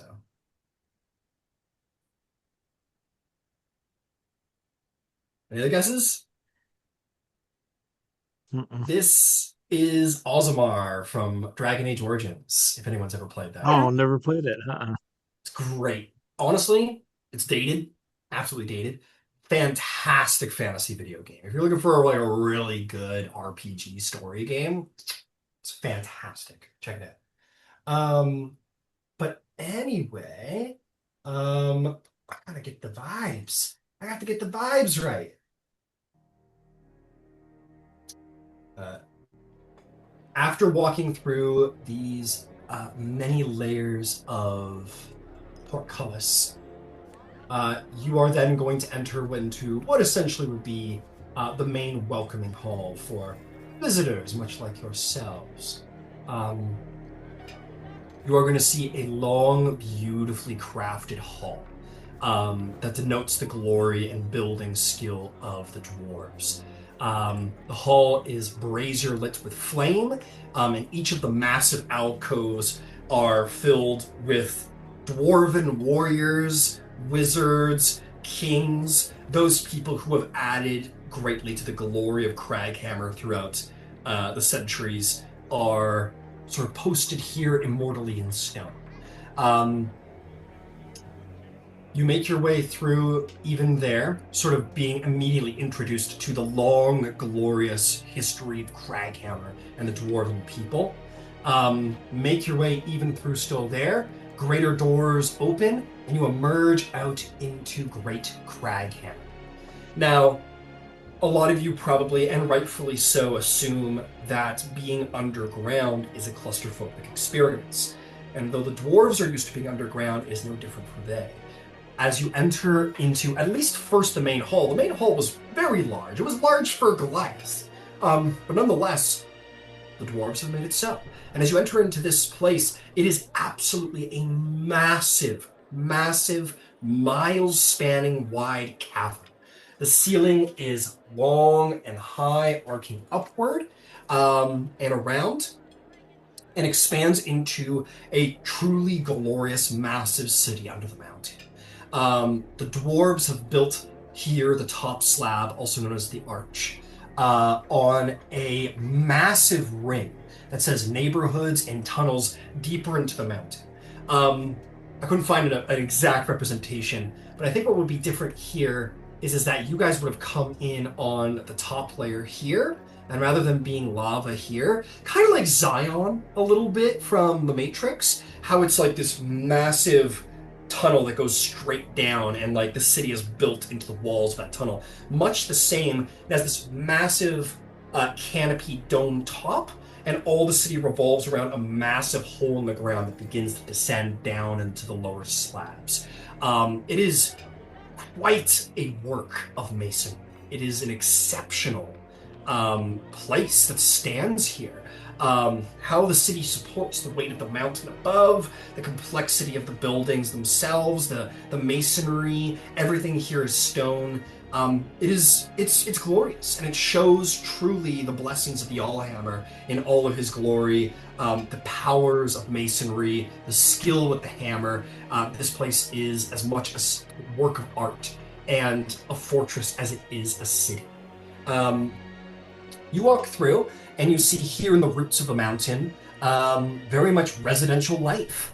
Thousands of stone-built abodes dot the walls and ground around you. Indeed, neighborhoods ascend up the walls next to you. You rise up some stairs and go into a number of homes there, a number of homes over there, all built into the wall as you walk through. A fine layer of soot tends to coat much of the slab as you walk. The ground is not very easily seen, almost kind of like snow, except it's soot. It's not perfectly ventilated here. Admittedly, it's not all glorious. Dwarves are a very rough, hardy people, and probably don't mind it nearly as much as maybe your more delicate lungs may. And the air, like, you're not hacking and coughing, you're not exhausted by it, it's not going to be detrimental to you, but it's certainly a little bit harder on the lungs. Dwarves have developed their society around living next to forges and ironworks and mines, which is very hard to breathe in, and their hardy lungs are loud. Yours are a little bit more. You're catching up. Some of you might find yourself coughing a bit. But you make your way through, and you're going to see a lot of cool sights. You see the Value of Valor, an alchemist and arcane shop as you're walking through the district. You see over there the Iron Hearth Tavern, a large central tavern that it seems like a lot of adventuring dwarves all seem to gravitate towards. Probably a place that you might enjoy. There's another one called the Firebrook Inn, and it seems to be like a trendy inn that more people seem to enjoy. You would also see the Stone's Pillow, a brothel.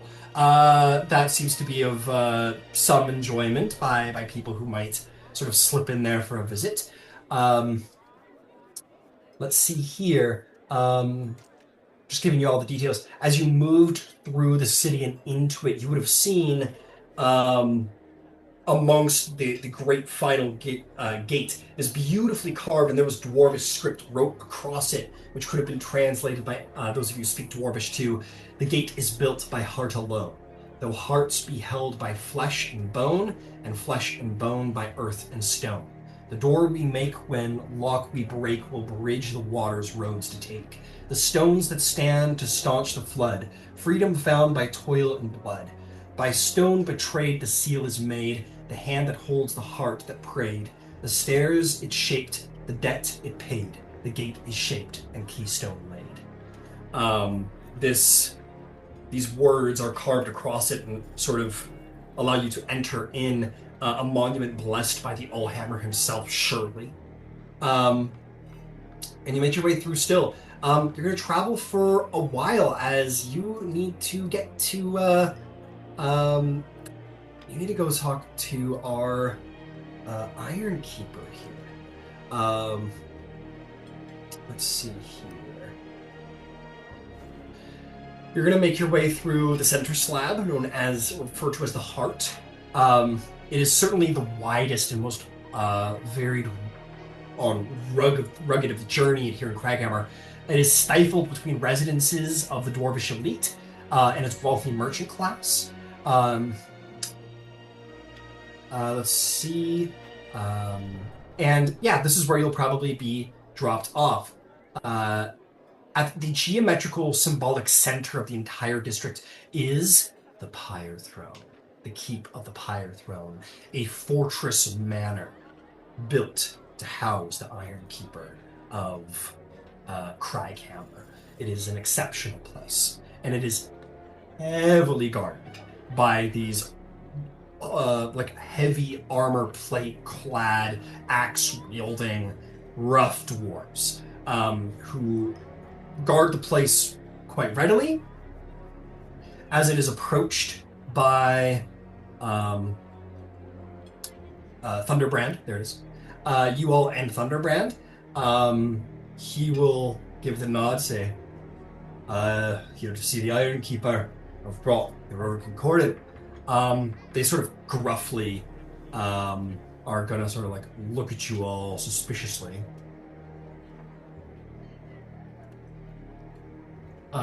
All 6 of the iron armored dwarves, and they kind of whisper amongst themselves. Thunderbrand just kind of folds his arms and waits for them to continue whispering. Goes, okay, all right.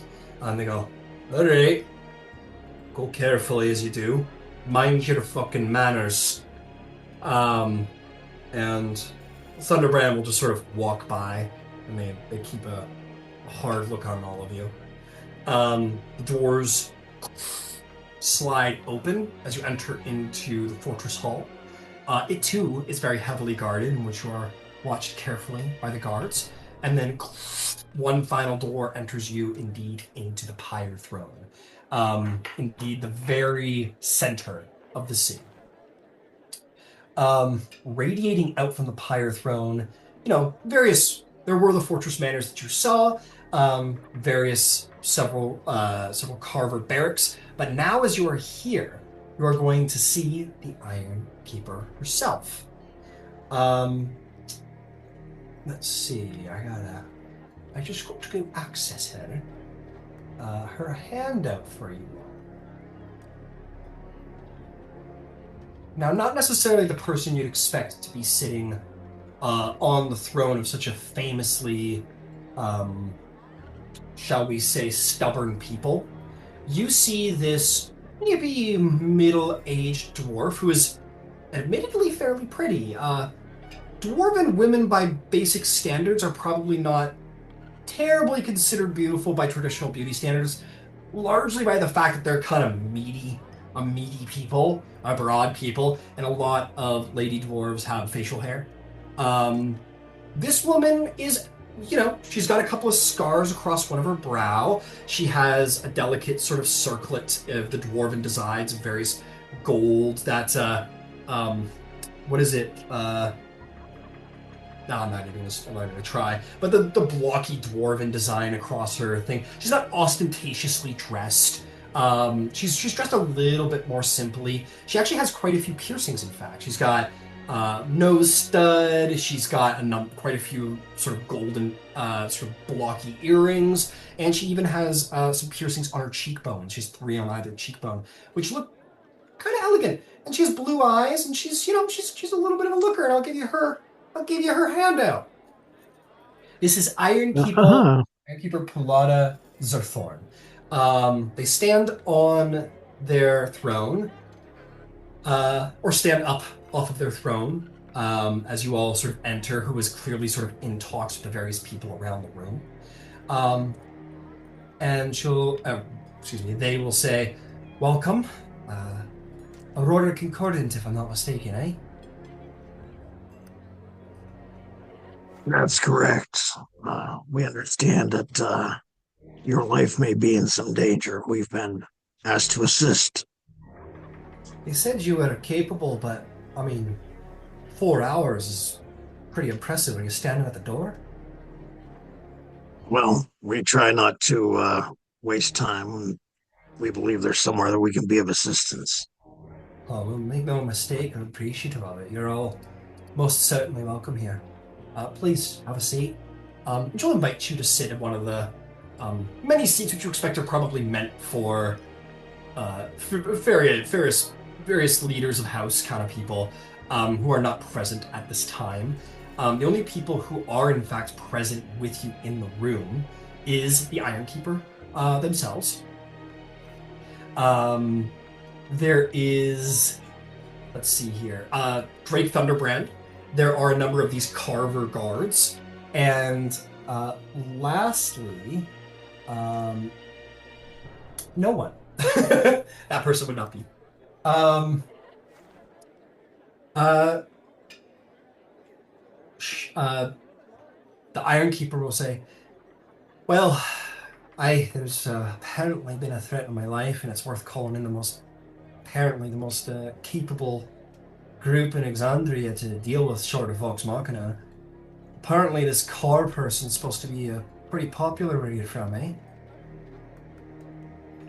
That's part of the reason we're here with such haste is that we've been chasing this one for some time and unable to discern her whereabouts. So knowing where she's going to be and when is actually quite valuable to us.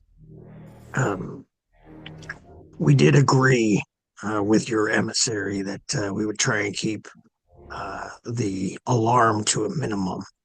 So we appreciate the discretion, and we'll try and maintain it ourselves. I appreciate that. As you may know, my people can be quite stubborn. It's a good thing and a bad thing.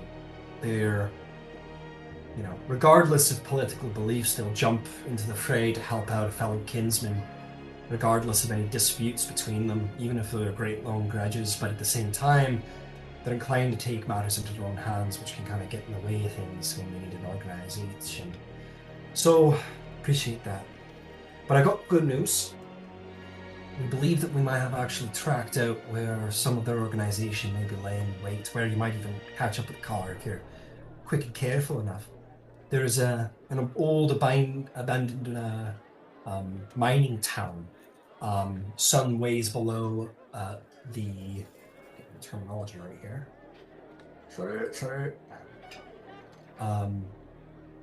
Below the lower slab, it was abandoned quite a few long years ago and is only really checked up on every now and again for to make sure it's structurally sound.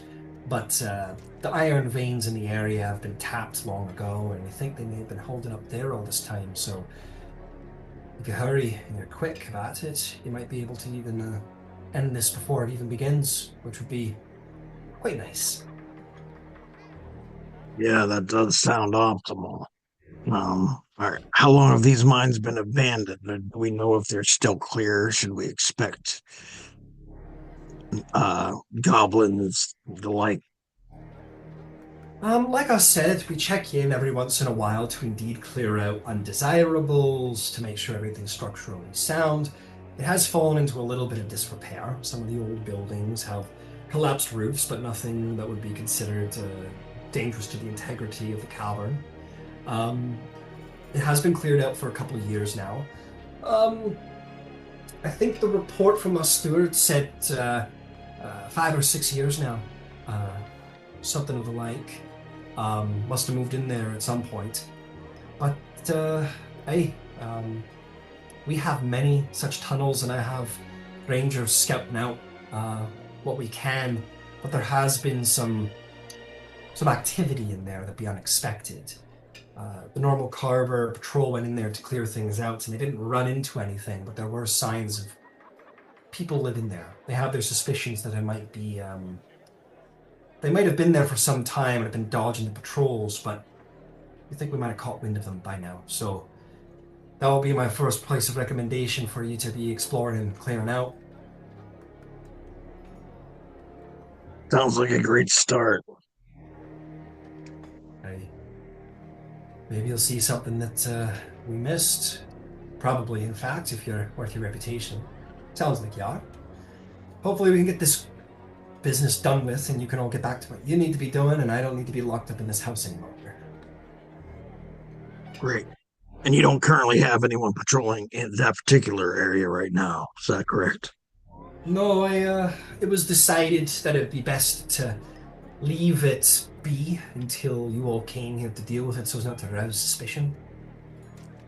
Good. We want to make sure we don't mistake any of your folks for someone they oughtn't be. Not at all. And of course, we're happy to cooperate how you need. If you want some warriors to come with you, we can certainly provide. She looks around at all of you and doesn't specifically say, whoa, those are cool vestiges, but says, Right. I'll admit, capable as my men are, I don't imagine they'll be able to quite keep up with you on the offense, as, she kind of looks around us, we have little legs and such. Not all of us can turn into lightning and buzz across a battlefield like Tal'dorei here. Yeah, I think we're used to operating pretty much on our own, and we might be better off not trying to protect others while we're down there. We'll probably be all right. Fair enough. Well, you move much like we do here with the Allhammer. Keep your clan close, and you all know your clan best, so we'll not interfere. You let us know if you need help or anything at all, and we'll be happy to provide. In the meantime, I wish you the best of luck. I can provide you a guide who can show you to the proper mine shaft and then let you go about your business. That would be swell. Thank you. Fair enough. Won't be much long. We'll have them summoned post-haste. I will track down the right person for the job. Shouldn't be longer than an hour or two. And you could take a minute maybe to enjoy our wonderful city. Sure, is there anything you suggest? Well, if I had to make suggestions, I'd make many. I haven't been able to leave here in a while. Let me think. Top Slab is very good, especially for those of you who might be faithful to the Allhammer, want to learn of him, his teachings and such. Lots of work goes on over there. Let's see, there is the Cracksackle Guild Hall, in the middle slab here, which is a union for workers. If you're interested in, how we go about making steel domes, working metal, dwarven craft, and such. There's, I believe, a sale going on right now with Cracksackle wares, which have a lot to do with bombs. I know you guys don't have a lot of bombs on the surface. We dwarves are very fond of our dynamite, as you can imagine. Fantastic. I'm sure we can find something to entertain ourselves. Thank you. Oh, there's plenty. There's plenty. Too much to name, in fact. Take some time, enjoy yourselves. Be back in about 2 hours, we'll say, and I'll surely have the right man prepared for you. Thank you, and wish us luck. You'll have my luck wished to you and the blessings of the Allhammer. Good luck. And as you guys head out, I want to circle to Finch really quick, as some of you may begin to notice something about your party. Finch, rewinding time just a tad, as everybody was sort of gathering up and heading outside the tavern, Beverly will stop you, and she'll say, it feels kind of wrong to. I mean, it feels like we're in a bit of an emergency right now, but I think everything's always an emergency, so maybe this is kind of the moment. What do you think? Yeah, I think now is as good a time as any. You're right. There's always going to be another emergency, another issue, another adventure, and it's going to be up to you to decide when is the best time to start your own journey, and what better place than here. Well, it feels, it never really feels like the right time. There's always something big and important to do or going on, but you're right. I need to do this. So, maybe it's best to not interrupt everything, and I don't know where I'll go. Maybe here, maybe back to Vasselheim. I can pay the Traverse Junction fee. But here, and she will give you her helmet as it is now. She'll hand it to you. She'll say, I don't know if you want it or someone else in the party will want it, but I'm sure you guys will probably need it a lot more than I do. So if Bev is having that conversation inside of earshot of Ember, Ember will tell her, keep it. When you are ready, you can return at your leisure. I've got us. Oh, okay. If you're sure, I don't want to take anything. Absolutely. Okay. No one else really knows that Beverly's like piecing out, though, right? Like that was never openly discussed, was it? No, it wasn't openly discussed, but it's okay. We'll say that as she was trying to, maybe Ember caught. It's his tavern. He knows the sounds. He knows the the reverberations. Exactly. So we'll grown up in taverns and pick out the important conversations. Maybe he does in this moment, uniquely.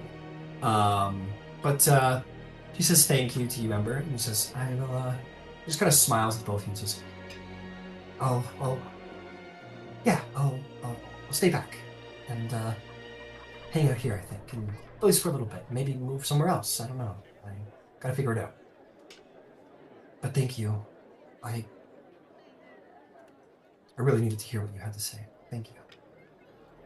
You know where my family's estate is. You are welcome there anytime. Okay. I might do that, actually. You should. Okay. That'll give you a place to kind of recalibrate and maybe figure out where you want to go from there. Fair enough. And okay. I'm sorry in advance about my brothers. It's just, you have to deal with it. I didn't have a lot of siblings growing up, so I kind of like the idea. Well, I had 4, so they're yours now. She giggles a lot, and she just gives you a hug. And she feels a little more, like, not around the waist, like she's an adult now, and you kind of feel almost in that hug, like, grown up a little bit here. She'll smile, and she'll go give you a hug, Ember, and say, I'm just gonna slip away. I'm sure I'll run into everybody again. I don't want to make anybody upset, but I heard Singorn goodbye is the way to go these days, so I'm gonna just... I'll catch up again, I'm sure. We'll see you on the other side of this, kid. Okay. Good luck. I know you don't need it, but good luck. You too. Full shield, by the way. Do you want to touch it? Yeah. Yeah, okay. she's like, wow. Like the dragon himself. And then she'll smile and give you guys a little wave and kind of watch you guys go out the door. And yeah, you guys kind of leave Beverly to go find herself a little bit. Leave her behind, and she'll we'll catch up with Beverly's story again one day, sure. But as we fast forward through time here, and you guys are walking out of the keep, everything's been so exciting. The getting shot here with lightning, and then seeing Kraghammer for the first time. Most people who are not dwarves don't get to see this glorious city, and then the Iron Keeper, and now as you're kind of having like a, okay, now what to do with myself? Got a little bit of time here. Some of you might look around, notice that Beverly's nowhere to be seen. And maybe some of you might react to that, maybe think to yourself maybe why that is, but it doesn't seem to be here. And you guys have Kraghammer. Hey, did we forget the kid? No. How long's it been? We left her in Shade Barrel. Oh my god. No, have we walked away from the tavern, or do we just walk out of the door? We're fast forwarding back to you guys walking out of the keep, the Iron Keeper's keep. So the last time you saw her was at that table back at the Rousing Spark, when you all got up to leave to go to Kraghammer. Ah, okay. We showed up here, and she did not show up with us. Yeah, exactly. All right. Well, we've all got our own wars to wage, I suppose. Certainly, some of us have over the years. Best of luck to her wherever she is. She's right where she needs to be.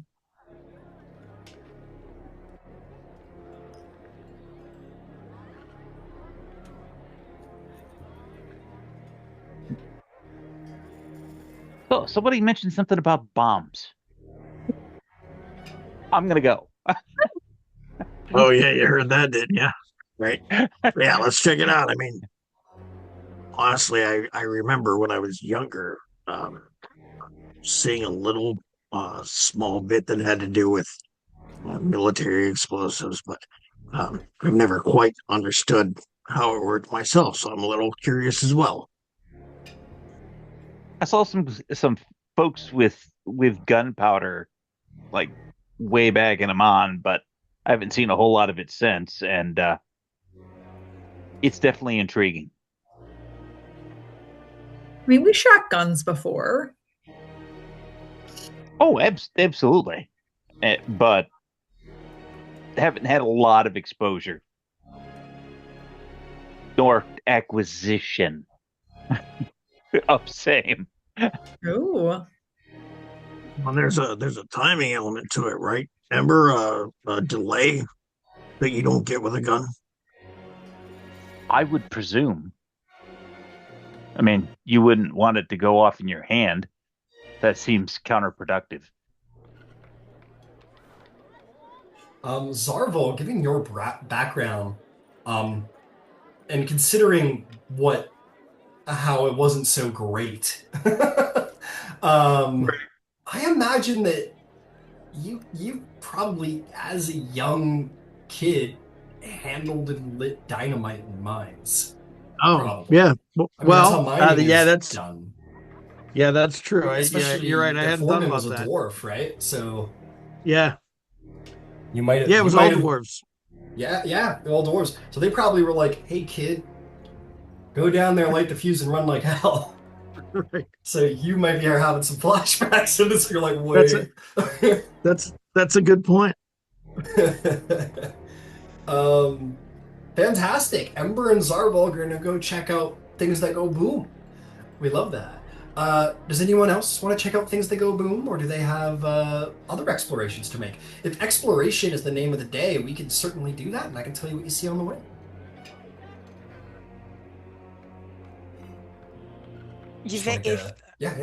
If we have 2 hours, Yvain wants to find the temple to Moradin and spend an hour there, and she'd probably spend the second hour switching out her attunement, because this is all the same day, yeah?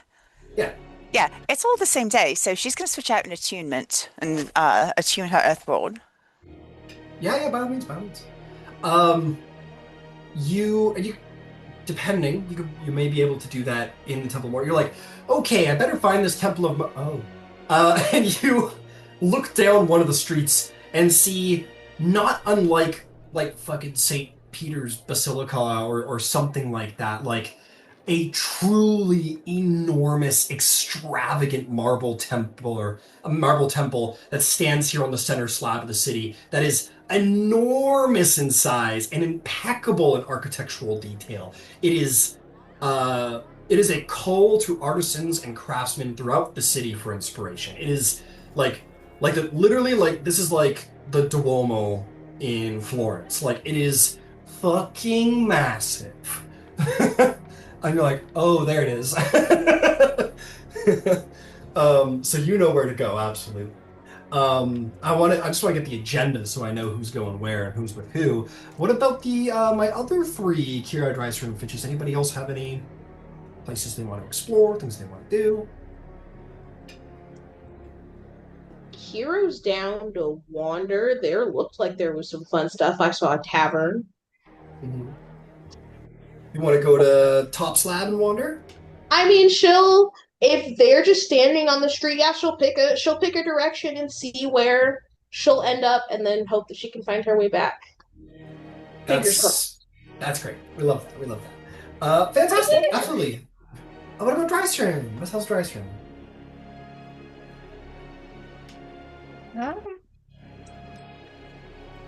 I think Drystrom's taking in a lot of this city, especially because, like, there's a lot of emotions of being, like, let in now that she's famous or a part of something legendary. Mm-hmm. And so she's just looking around at everything grand in here and being Absolutely. like, really? Feels good. People were coming to you for aid and you still... All right. Hey, maybe it feels good, man. Maybe it feels like you made it a bit. Maybe when you were a little kid, you looked at those doors and went, one day. And now here you are. You're a person of importance in Exandria. Lastly, what about Finch? What is Finch getting up to? You mentioned a brothel? No. Hey, why not? No, I think they would just be kind of wandering, like Hero, maybe in a different direction. Okay. Yeah, I think it's probably been like a little bit of like a weird juxtaposition for them because, relatively recently they had been, out exploring, looking for their vestige. And then, there's this like whirlwind of stuff that's happened. And now they're back with this, so I think they're just trying to like recalibrate a little bit. Fair enough. This is my like we're everywhere and nowhere game. You guys are like, yeah, we're going to Silra. We're going to Wild Up. We're going to Tal'Dorei. Why not? We'll run some errands. Got to pick something up in Vasselheim. True nomads. So the moment the party picks up teleport, it's like, all right, we're going to go everywhere. No.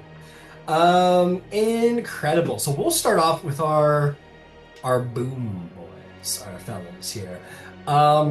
Gentlemen, you find your way easily to the Kraghammer Guild Hall.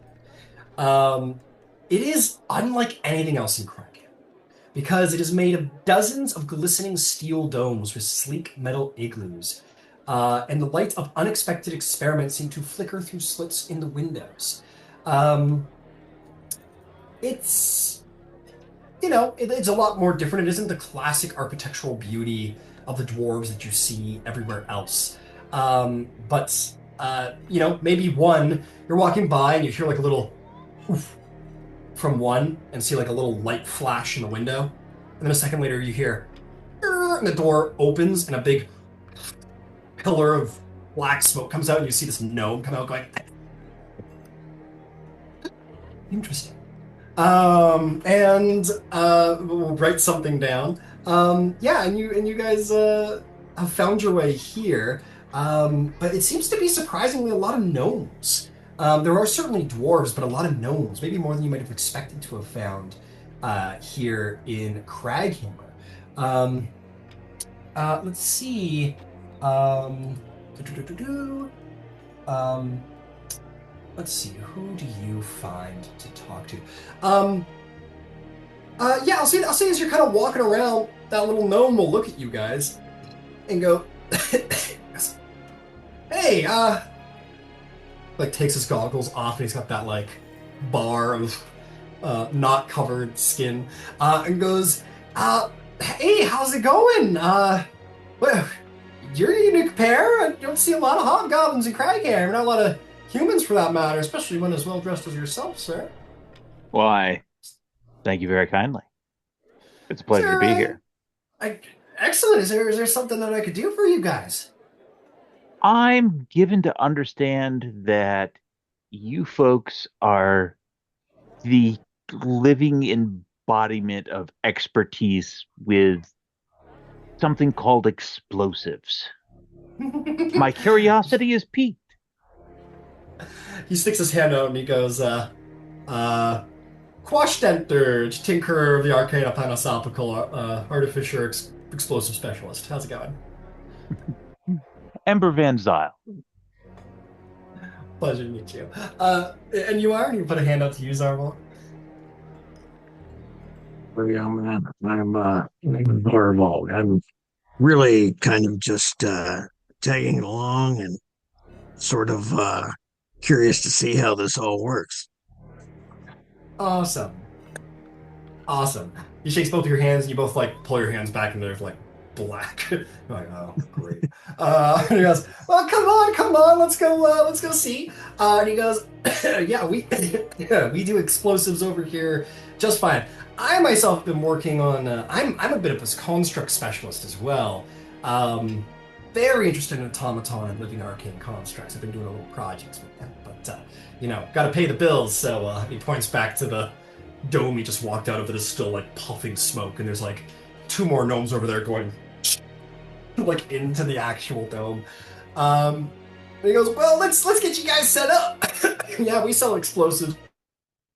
And he'll take you to like this little section which is like the main house of this like strange domed area. He says, so we have wares to sell. That we do. We have 3 types of bombs that we sell. I'll go from least expensive to most expensive. We save best for the last.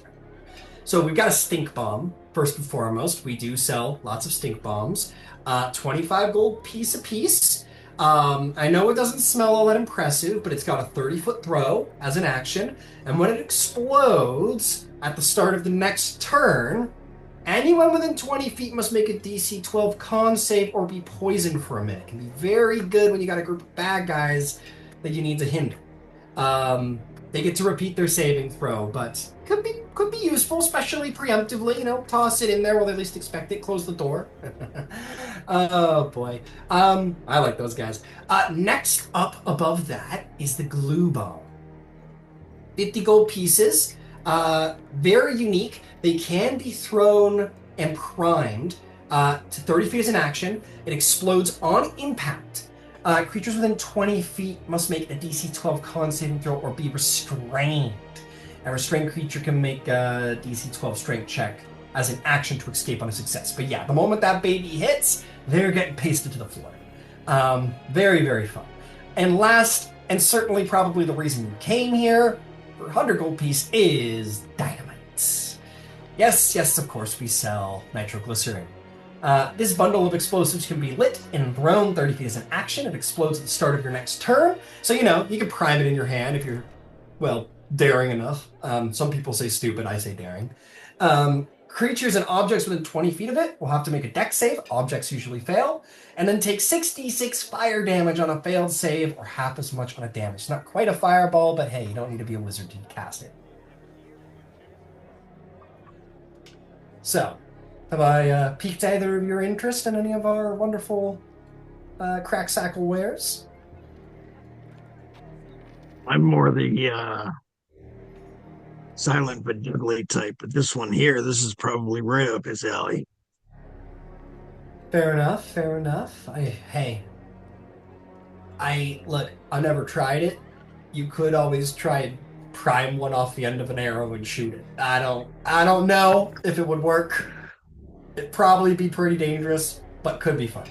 But what about you, sir? You're the explosive member of the group, it sounds like. Absolutely. I have a question for you. Oh, sure. The dynamite, if it were, say, on that arrow but not primed, and it fired, and then a fiery explosion were to go off immediately thereafter, would that be sufficient to prime that piece of dynamite? Yes. Yes. When you put dynamite next to dynamite, or dynamite next to fireballs, you don't need to prime. Fantabulous. Yes. Sounds like we have a little tag team fastball action going here. That was my thought. The arrow and the crossbow is gonna have to, I admit, is gonna have to be a little exceptional because it's a bundle of dynamite. You can certainly take single sticks off and try and shoot it. I don't know how well it's gonna fit into a crossbow, but hey, what's life if not for experimenting and trying new things? So maybe you might find a little way, or he kind of rubs his blue sort of beard. He goes, you know what? I haven't found anyone crazy enough to let me give them things that explode off the end of crossbows. It's with the quick release. If it doesn't, you couldn't go well. Why don't you guys come back? Come back. I'm going to talk to some friends. I heard I had a buddy who was working on an experimental crossbow, or found an experimental crossbow of some kind that might be a little helpful in the realms that you're talking about, my friend. But hey, worst case scenario, you can huck that bad boy 30 feet and then throw a fireball at it, right? Absolutely.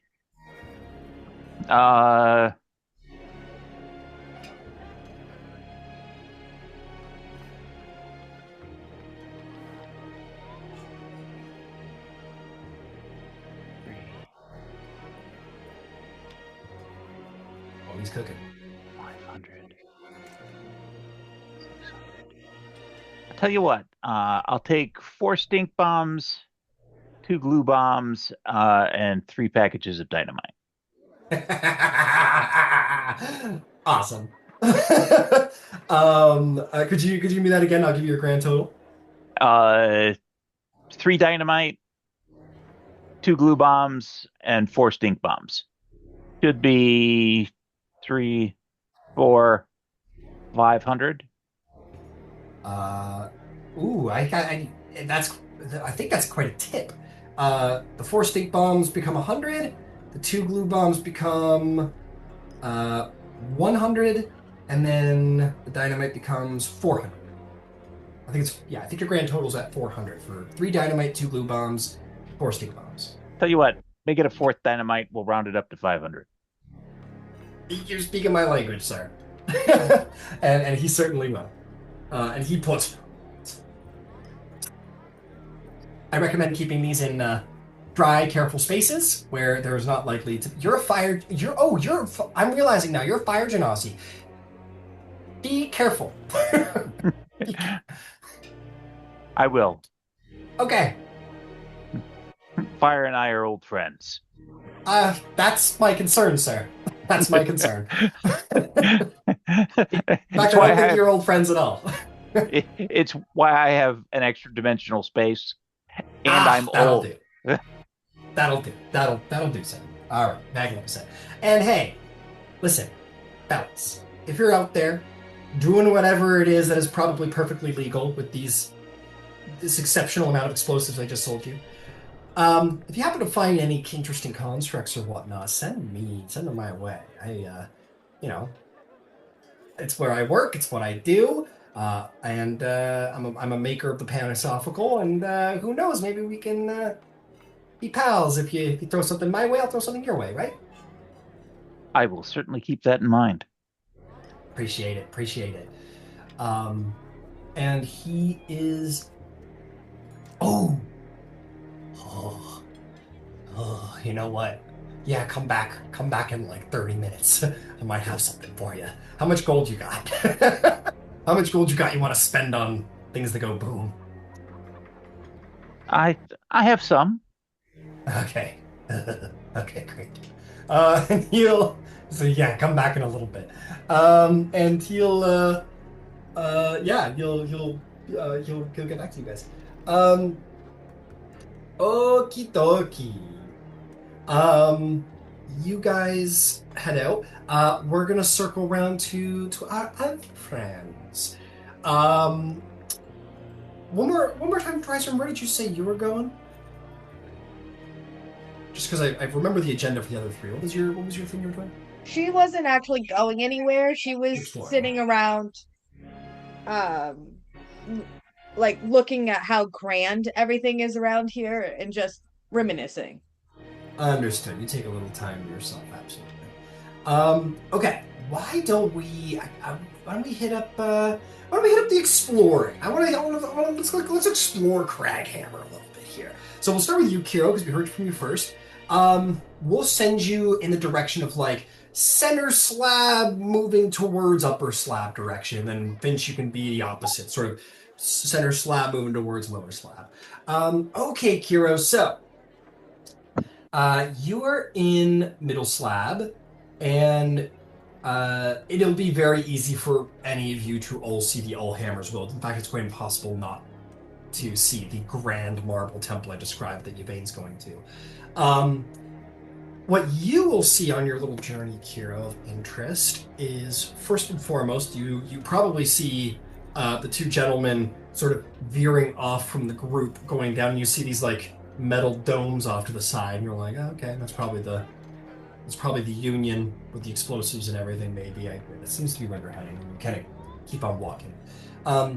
You are going to make your way past this kind of cool building that has like, it seems to have like a number of like butcher shops around it, and it has a sign that says the Hunters Club. It doesn't look to be like a particularly like exceptional building, but it looks almost like a guild hall, as opposed to a residence. That might be a place of interest. Or not. Does it, like, are there people outside? Yeah, there's people outside. I think you would see there's a mix of people. There's people making sort of mercantile exchanges. One of them is just like, seems to be like a butcher based on like the bloody apron he's got on. And he's like shaking hands with this really like kind of rough looking, maybe rangery looking dude. He has dual hand crossbows holstered across his back, and he also has like these cool sort of on either hip bolt cases with short swords sort of sheathed atop them, and they look like sort of quick draw quivers because they have bolts on the side. Since the guy probably just goes like slap, like, and then shoot, and that's my description for his crossbow expert feat. So yeah, this guy's got like a cloak. He's got a thick beard. He looks a little like, as much as a dwarf can look like a mountain man, you expect that he's got the look of somebody who maybe goes outside. They're shaking hands and exchanging goods, which seems to be meat for coin.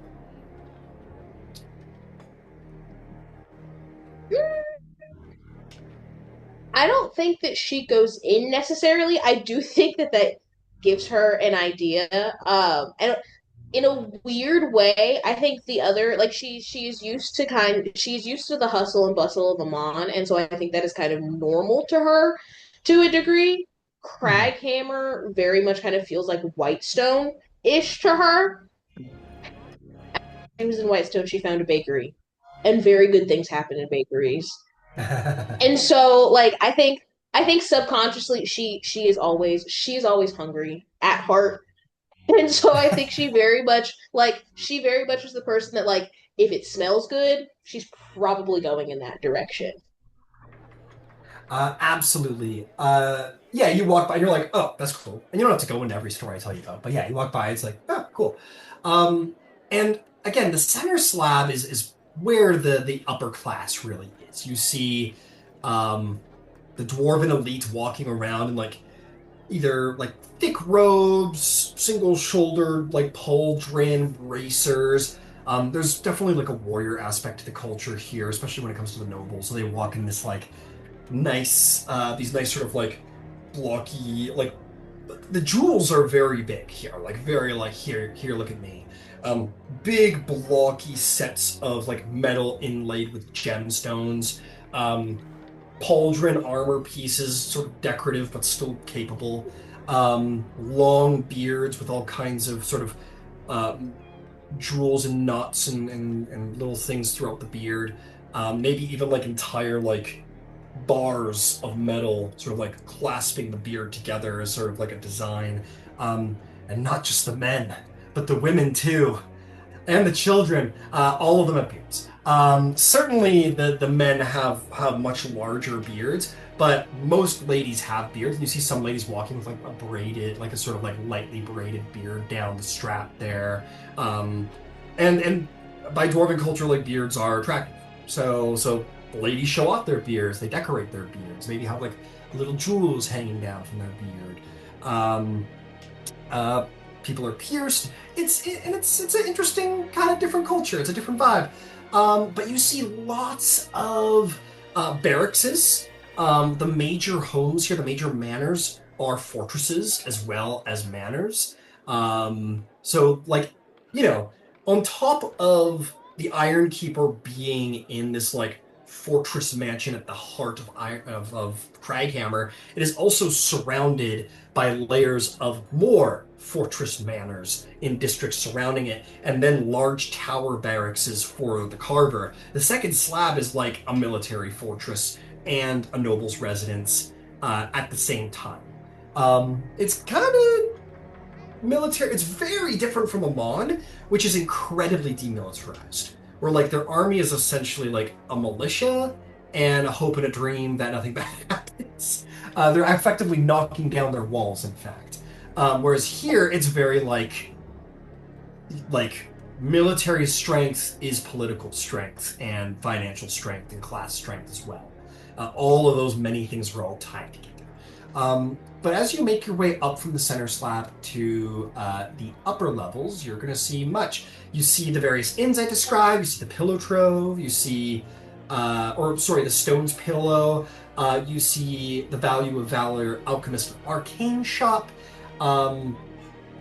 This is very much a place of production. This is very much a place of work where the working class, maybe even the lower class, reside. And let's see, what else can I tell you about the upper side? And I will say, yeah. in seeing all of, I think in seeing all of the jewels and all of the like the piercings and everything, because Kiro, she has quite a few. She has not replaced her jewelry in quite some time. I do think if she sees like a little jewelry shop or even like some of the arcane shops or anything, she'll look for stuff just because it seems like they'll have unique stuff down here. Like you can't find this stuff anywhere else. Absolutely. And I will say this. Dwarven smithing, dwarven jewelry, and then dwarven masonry is legendary. They're goods that you can't get anywhere else. Second only probably to the elves, who the difference between like elven and dwarven craftsmanship, not to like go off on a tangent or anything, but if you were to go to Singorn, they tell of like the legendary stuff you get off the shelves. And that's because an elf works on a single project for an excessively long time. So one sword is probably crafted over the course of like an entire year, maybe two, to an exceptional level of quality. And that goes for everything. So the elves take their time. Whereas dwarves, they produce things at a much, like, at a normal fast rate, but they do so at a quality. So, like, humans, it's like production versus quality is like production's high, but quality's, it's mid, it's what you'd expect. Dwarves' production is high and quality is high for that production level, whereas elven quality is up here, but production speed is much lower. And that's kind of where everything sits. So yeah, if you wanted to buy jewelry, dwarven jewelry is considered very... It's good shit. It's good shit. So if you want to go replace some jewelry, here on the center slab, you are going to make your way into a jewelry shop. Let's see. I'm going to create one off the dome because I don't have one. You walk into, let's call it,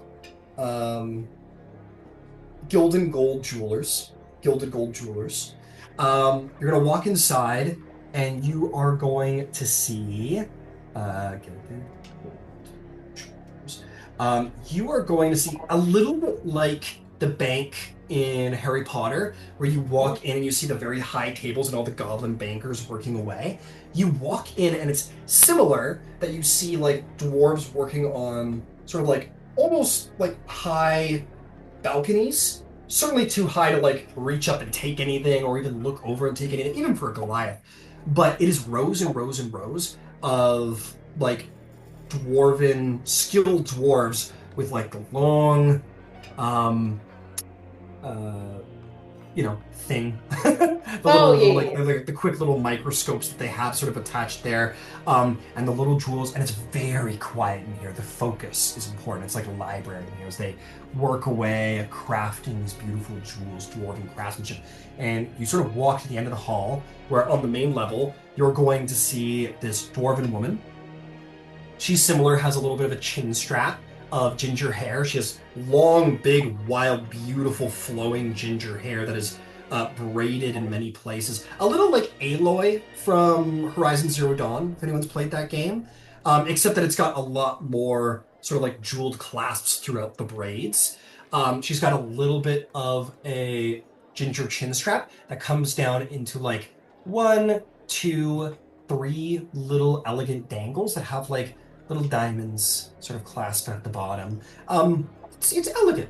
It's elegant, if you will. And then she has a pretty decent bust, and this like long complementary to that big sort of segmented blocky gold necklace that is inlaid with gemstones in the center. She's a proud, elegant, beautiful dwarven woman. And you approach the front, and she looks at you and goes, "Well, I ain't seen you before, have you?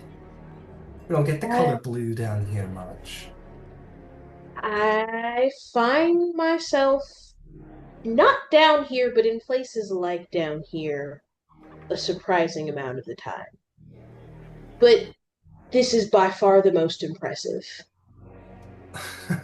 Flattery gets you everywhere, dear.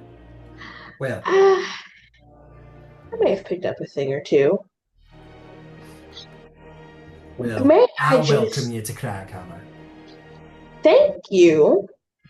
Everything is so ornate. Well, we dwarves can be rough, but we dwarves also know how to take a gentle hand, especially when it comes to our jewels. And she's standing in front of like a display case at the front here and displays like the miraculous, like completed jewel sets. And there's probably more sort of behind her in various cases, necklaces, rings, hair clasps, beard clasps, big and small, elegant and tiny, and proud and large of all kinds. She says, House Stark Cold will be very happy to serve you today in my name. is Elros Starkcold. Well, Elros, it's nice to meet you. I'll admit, I'm not looking for anything in particular. I was in town and I figured my jewelry needed a refresh, and, well, Dwarven style's better than anything I've got going on, and it's better than most of the things that I've seen. Well, it looks like you have taste to understand where to shop then. I like to hope so. It's an ongoing fix. Well, let's get you properly served up then, young lady. And she'll kind of take you around. I think in front of each of the jewelers is like a long, ornate, decorated sort of like metal slab, and she'll sort of take you around. She's going to say, and she's speaking, she's speaking in a normal tone to you, but with that slight hush, like you'd find in a library. Like there's no great expression that comes out of it. She's respecting the work here. She says, "So, there's always many ways to pick what kind of jewels you want, but you should know, each jeweler that you see on each of these plinths is of House Starkcold, and each one has a speciality."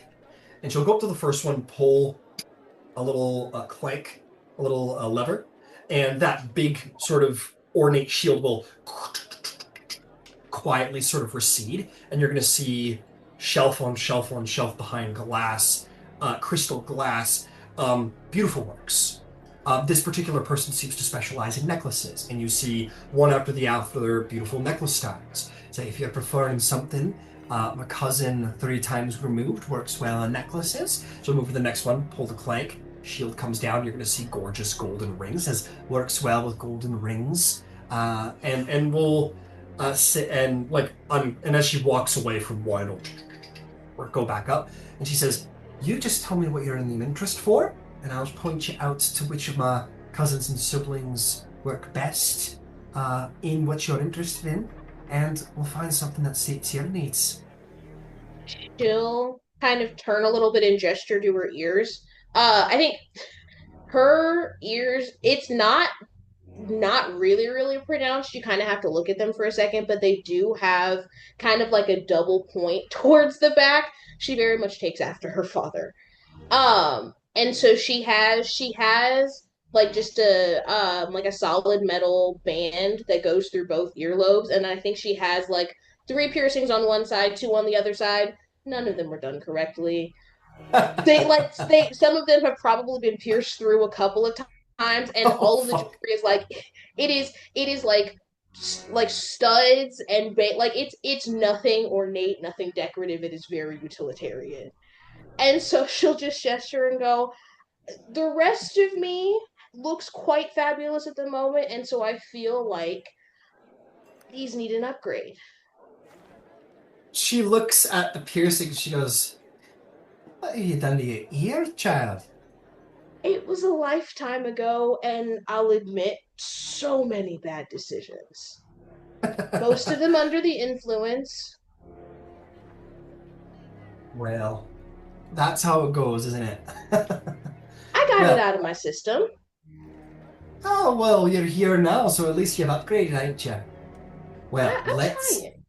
let's get you set up with something good for that ears of yours. Now, tell me, what are you interested in? Are you like a stud kind of person? Are you into some danglies? Are you big and proud? Are you more reserved? I'm thinking more dangly. Studs they worked for when I had them, but I think I'd like something a little bit more delicate now. Alright, we talking gold, silver, or steel? Silver. Silver, alright. And she's kind of gently walking through with you, sort of kind of finding the direction she should go in kind of as she speaks with you, and just trying to understand. She goes, "Alright, so you want dangly silver earrings. That's more than enough to work with, I think. That's a little bit of that's a little too on the nose. Let's see here. You know what? Let me ask you. Is there any particular motif you're going for? You like dwarvish runes? You like certain creatures, weapons?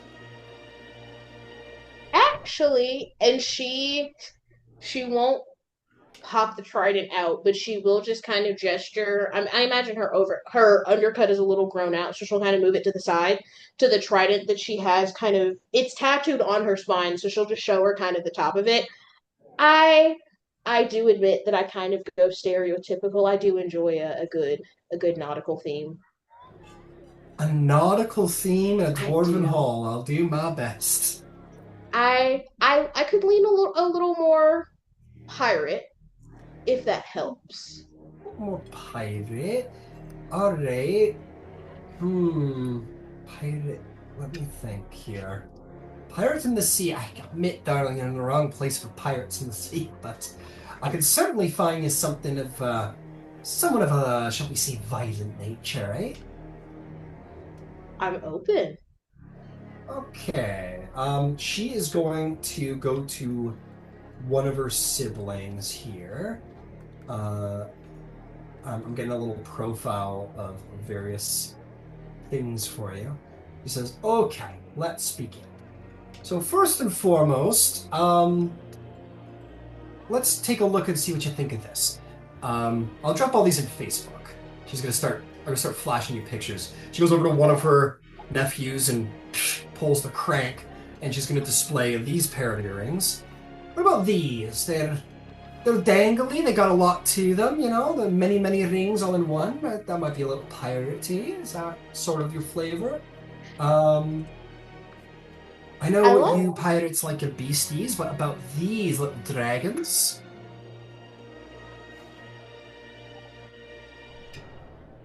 I like the points, and I like a chain. Chain.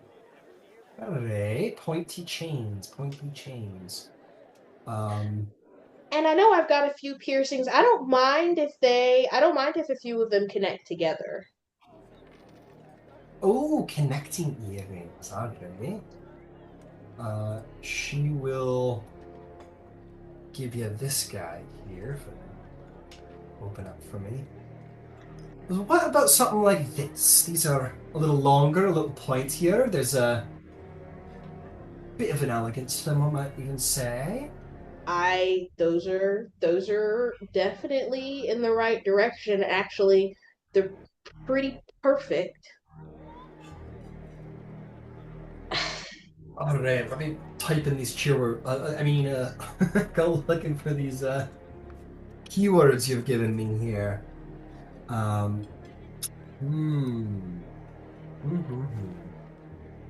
Something dwarfy. Something. Oh, these are kind of cool. They're on a chain. All right, she'll pull out these little fellas. What about these?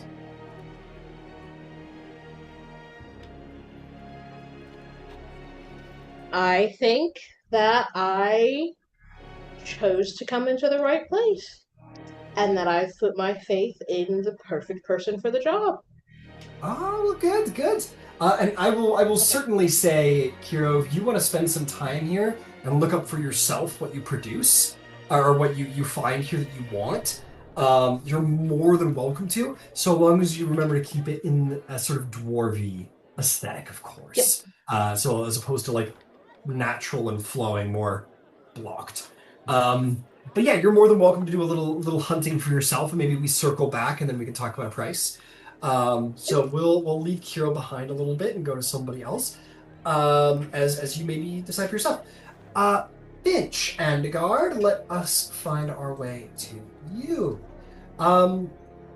So you, my friend, are going to see a lot of the similar sights. You see the massive Allhammer Temple. You see the many barracks of the Cleavers, I think I called them. You see the, the very nice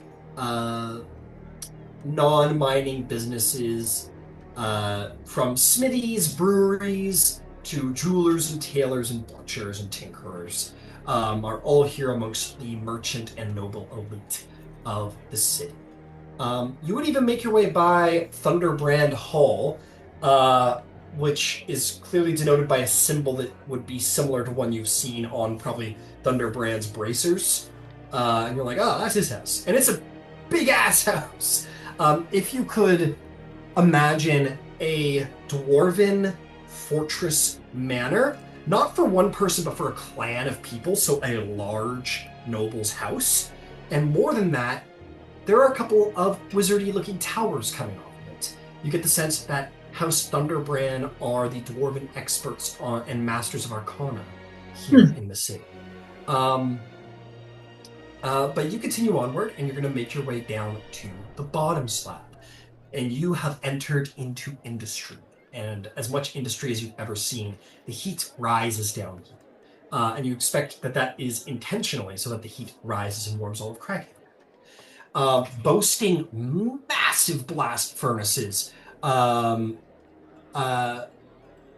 In fact, most of the columns are indeed blast furnaces that are decorated with dwarven sort of statued faces and large vents that steam outward.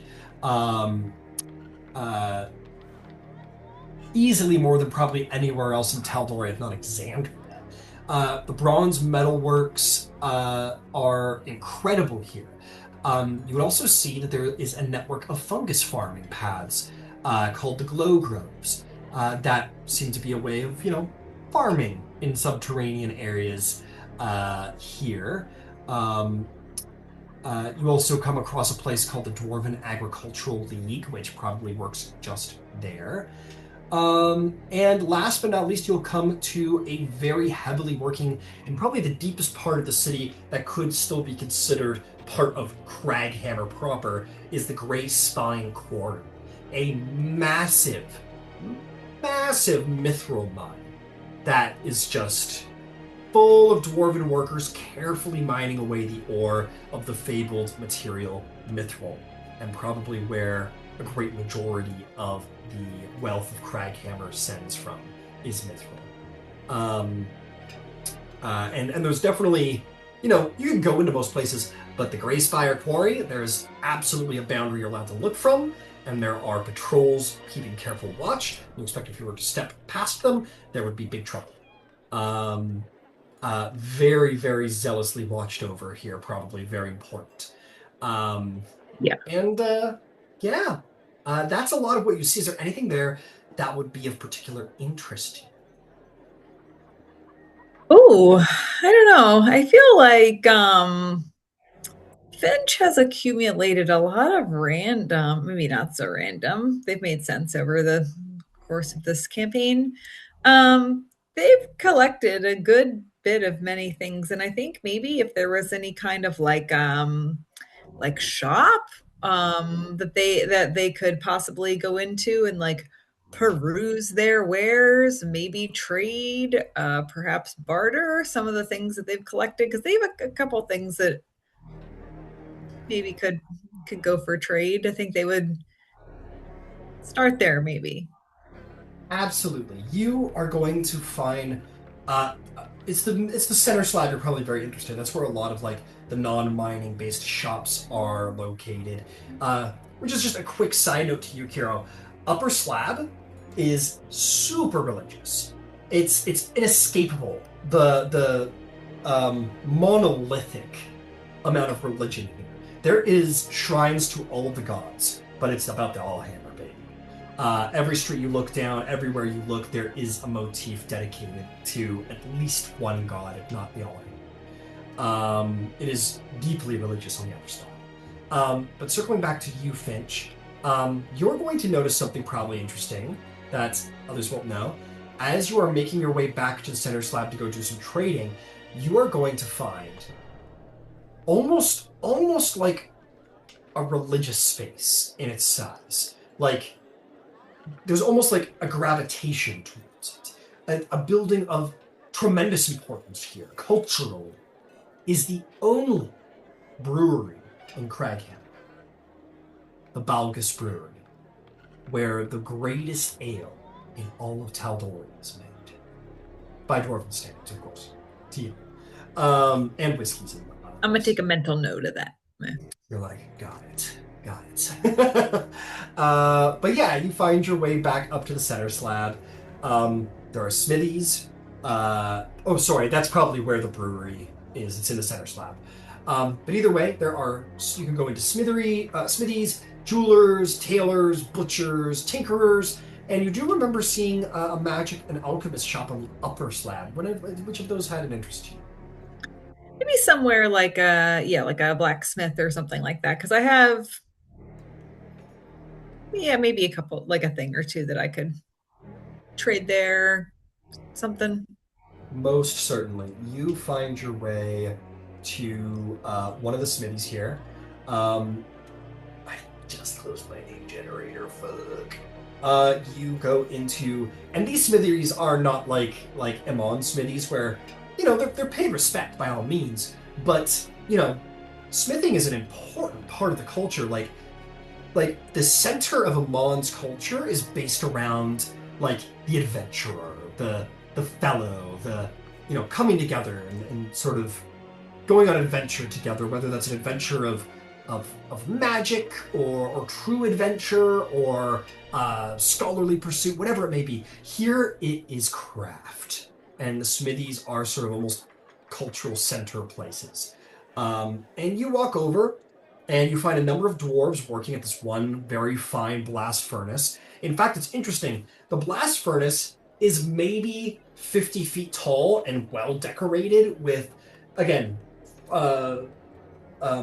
vents and the faces of dwarves. That fire burns through their eyes and mouths to create a cool design. And two dwarves work at the same smithy while a third holds whatever piece is in. And the two of them, one after the other, ting, ting, ting, ting, in perfect synchronicity, forging a craft. And you look at the major dwarven foreman here. He's got a big black and gray long beard that is currently tied into a knot so as not to get in the way of his craft. And he's got big fucking meaty smithy arms. This guy's probably been forging for centuries. And he goes, "Oi, what do you want?" Oh, I am here to admire your craft and maybe to make a trade or to buy. Guncrim. That's the right answer there. Come on, take a look. And he'll sort of smirk and invite you in. You get the sense the initial rudeness is almost like part of the culture. But the guy immediately sort of is like gives you a wink and opens the door for you and invites you in. And you look around at the beautiful. I'm going to say that this guy he's a bit of both. He's a smith and an armorer.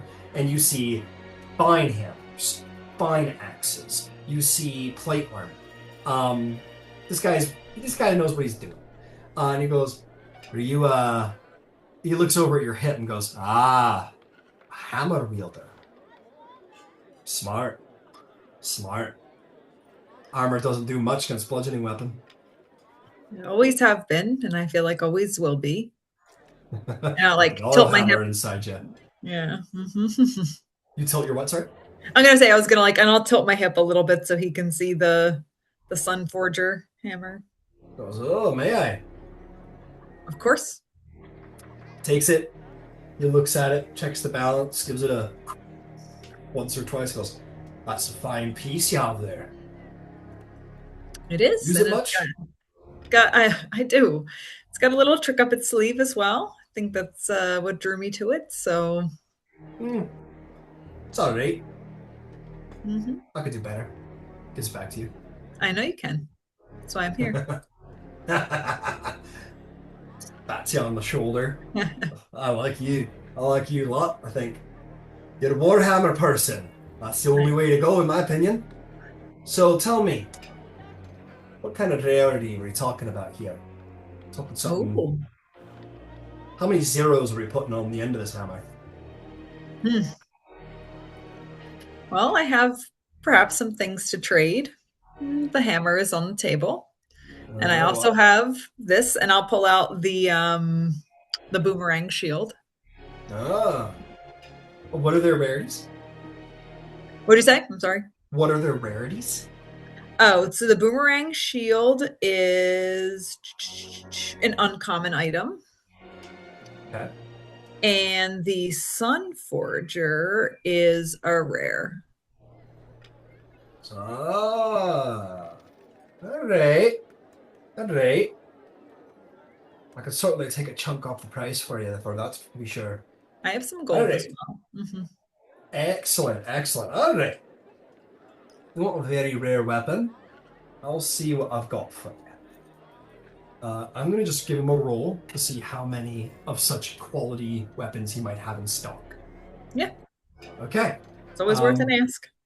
Of course, of course. I think in Kraghammer, you're more likely to find hammers, axes, and heavy armor of a magical level. So he is going to have a couple in stock. He says, "Hey, you ready to have your fucking hammery socks blown off, son?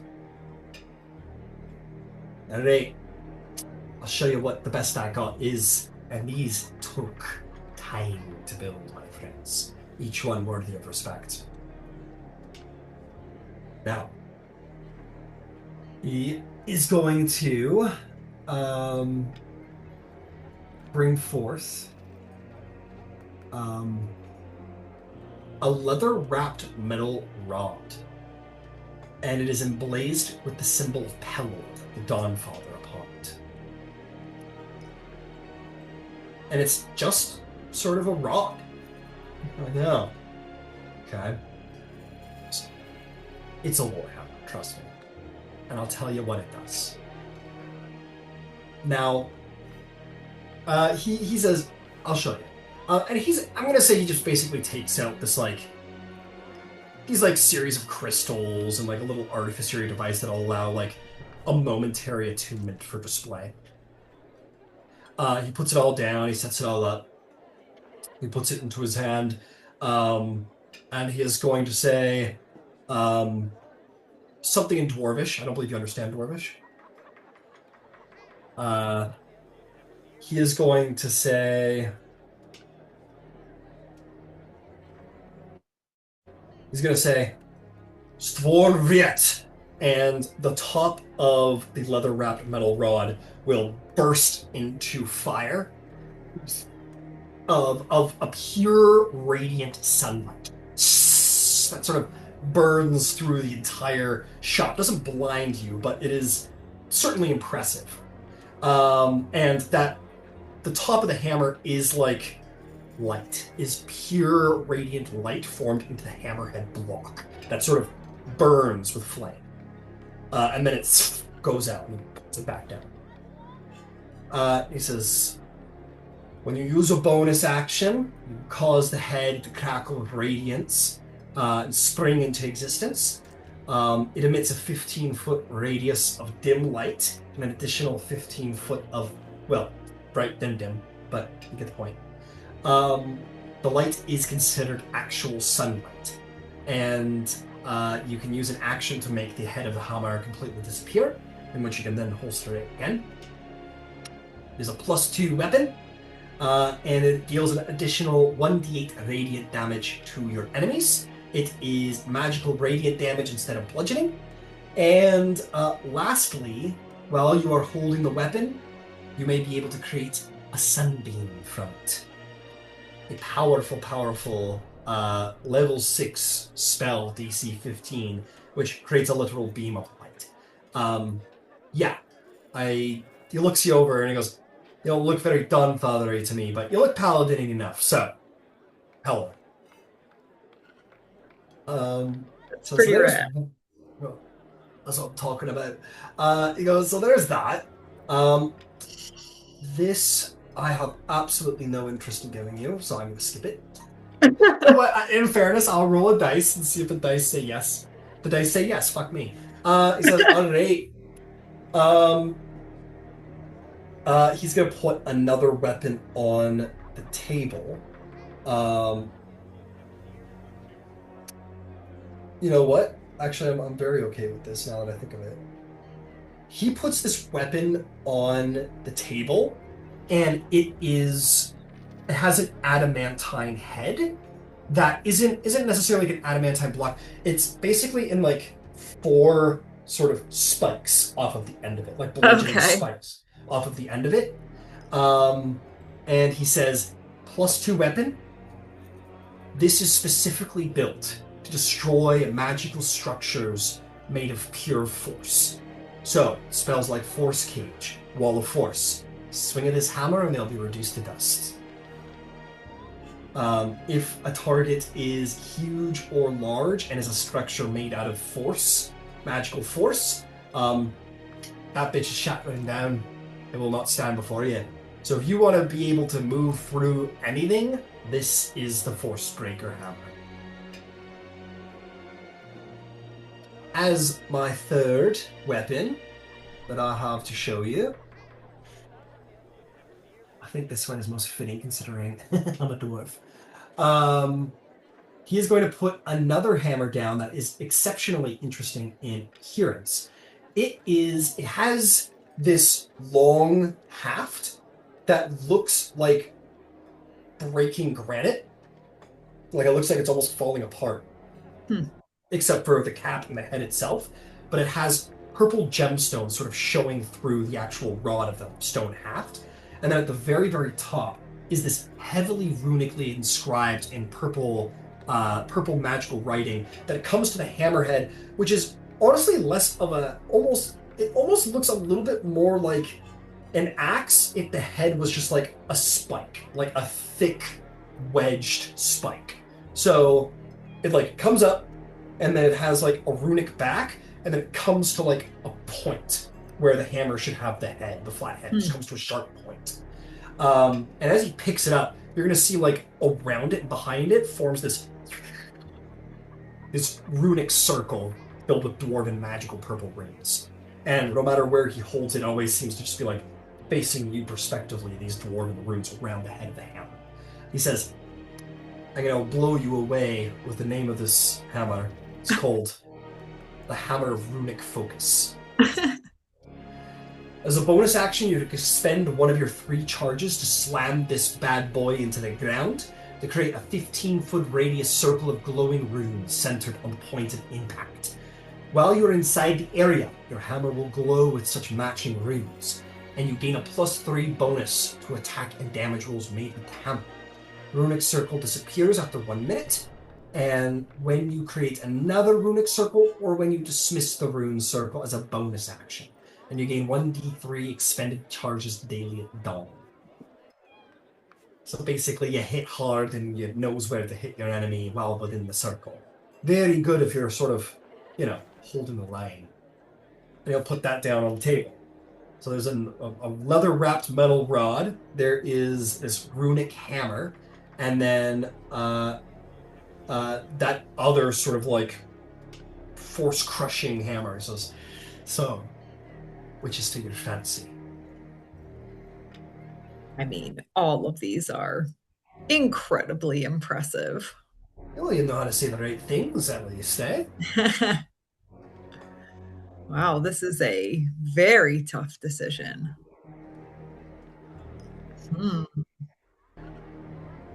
It is tough. Do you want to be immovable, unstoppable, or like the light of the Dawnfather himself? Let me think on it, if that's okay. You think on it. You come on back. They'll still be waiting. Not many people have the money for these kinds of duties. Are you able? Okay, maybe that's a good question. What's your price point on these? Because I don't want to certainly waste your time. Well, you're bringing me, and I'm being a little generous here, and tell you what, I want you to make me a persuasion check. Okay. See what kind of price he's willing to give you. Come It's still on. probably going to be a bit significant. Okay. All right. I can do that. That's 17 on the die plus 8, 25. 25. Okay. Got the charisma. You do, Paladin, you do. Says 108. I like you, and I could tell. He's looking at your shield. He goes, I can tell you're going up against something big. So I'll tell you what. I will buy these 2 items off of you at double their market price, the usual magic item purchase price. With that said, in the exchange, I'll bring the price down to, you give me these weapons, we'll call it 31,000 for one of these hammers. You could, of course, just give me your vestige, and I'll happily give you all 3. We'll come now. Gotta try it, right? Okay. Let me think on this a little bit, and I'll get back to you. You noodle on it. Take a minute. Come on back. Like I said, they'll be waiting. I've had them stored here for years. They're not going anywhere. Sounds good. I'll be back. Hey. And he sends you on your way. Hell yeah. And that sound, it's a lot of money, but it is actually a very good price. I'm not disputing that. I'm sure it is. That's more than Finch. That's more than Finch currently has right now. So they'll have to figure them out. Of course, absolutely. It's not far off. Knocked almost 10,000 gold off the price. Yeah, and it's not far off. Like, I mean, it's about 1,000 gold difference than what they have right now, and they have some other things that like they might be willing to trade because I have collected so much shit in this campaign. Fair enough. So yes, we can come back. Okay, beautiful. Last but not least, we will hit up Yvain. Yvain will maybe you hang over Drystrom for a hot minute while you attune to your earth board. Sort of become one with the stone and the shit that moves through stone, apparently. And then you just sort of put your hands in your pocket and like surf down the street a bit.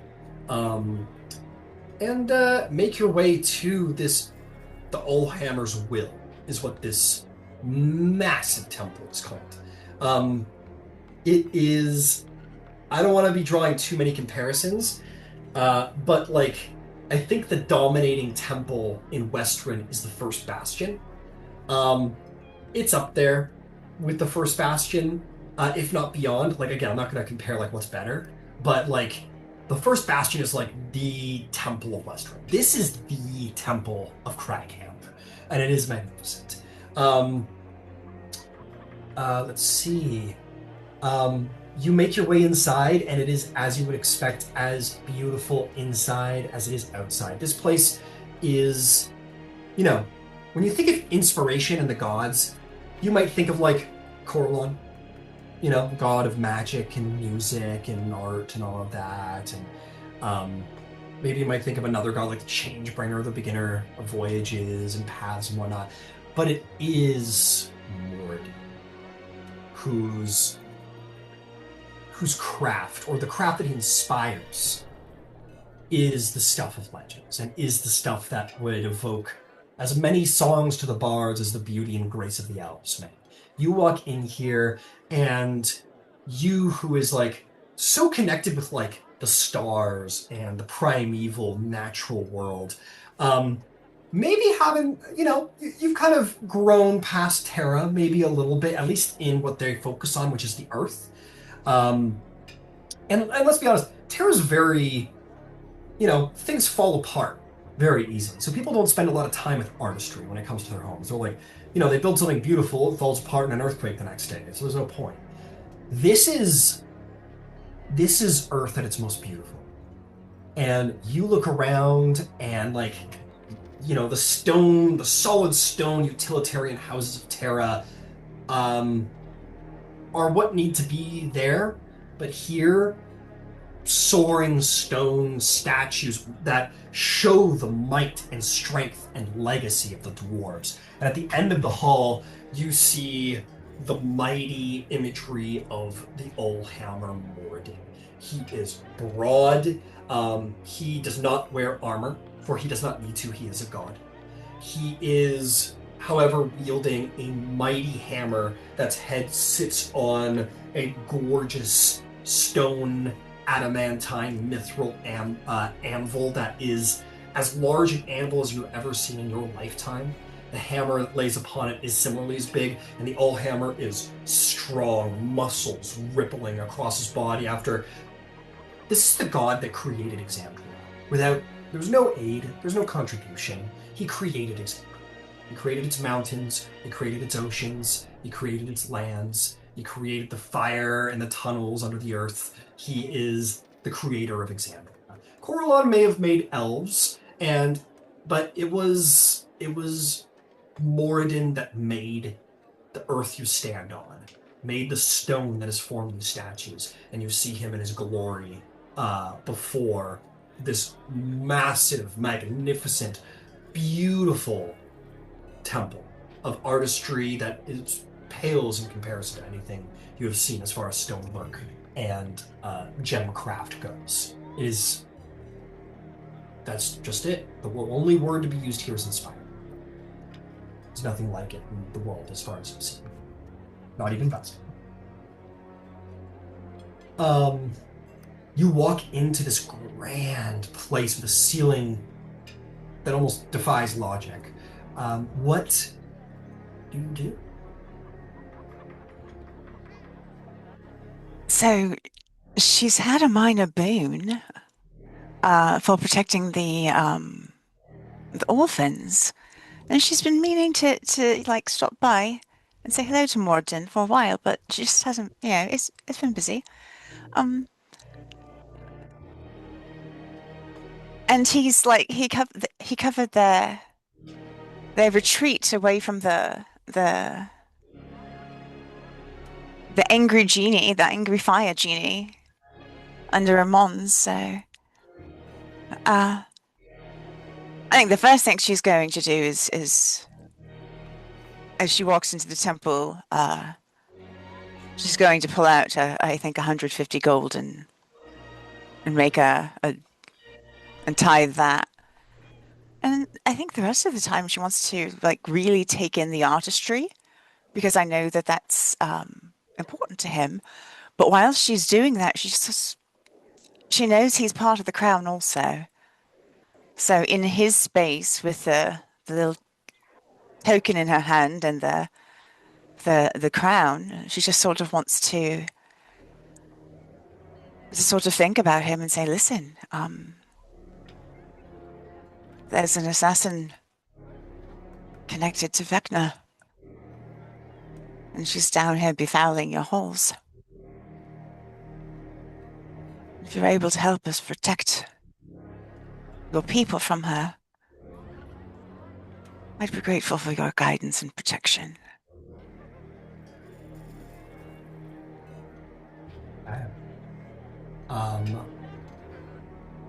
Now, I knew I missed doing something this week, which was giving you the stats on your awakened vestige. Nonetheless, I have some of it ready to go behind the screen here, and I will update it after session. But I believe there is some features that may be relevant to this. I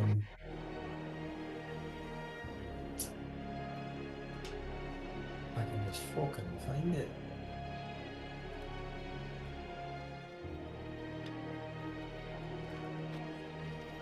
Sorry, have a moment.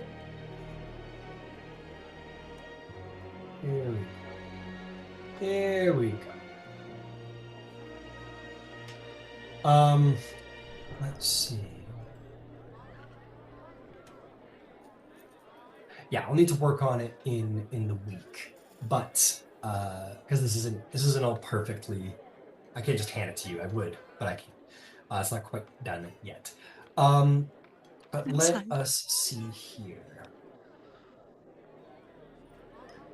I will say this. I do like this feature. I'm probably going to give it to you anyway. So I'm going to give you sort of like a modified narrative version of it, just to like save myself if I come back to it and be like, oh wait, what was I thinking? One feature that is new, and the flavor of it will be present regardless. You now have the power to sort of open your third eye. indeed you've already been receiving knowledge and information from the power of the vestige, magic, the true species of creature, their affiliations and whatnot, but now you can truly sort of open your mind, open your eye to glimpse the divine pattern of creation. And as you open it up in this temple and kind of look about and feel the essence of Morden, you see, like, you're not seeing Morden himself, but you are seeing the pattern that surrounds his icon, which is not unlike himself, a way that sort of the consecration sort of treats his very statue. His hammer, you see a winding sphere of celestial purplish energy sort of voiding into the center of the hammer that made the world. You are going to see almost like a rainbow of color sort of moving out and around from his hair and his head, the mind that conceived the world and created it, and the eyes that visualized it and saw it come true. And those eyes look upon you as you're in his holy space, and as you have faith in Morden himself, he will look upon you, as that is the only way faith works, is if you reach out to them, that is the only way they can reach out to you. And you know he sees you. I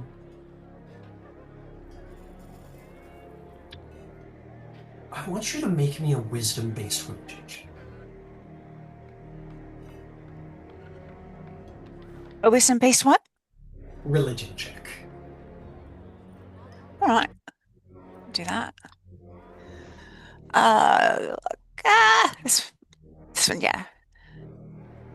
All right, it's not too bad.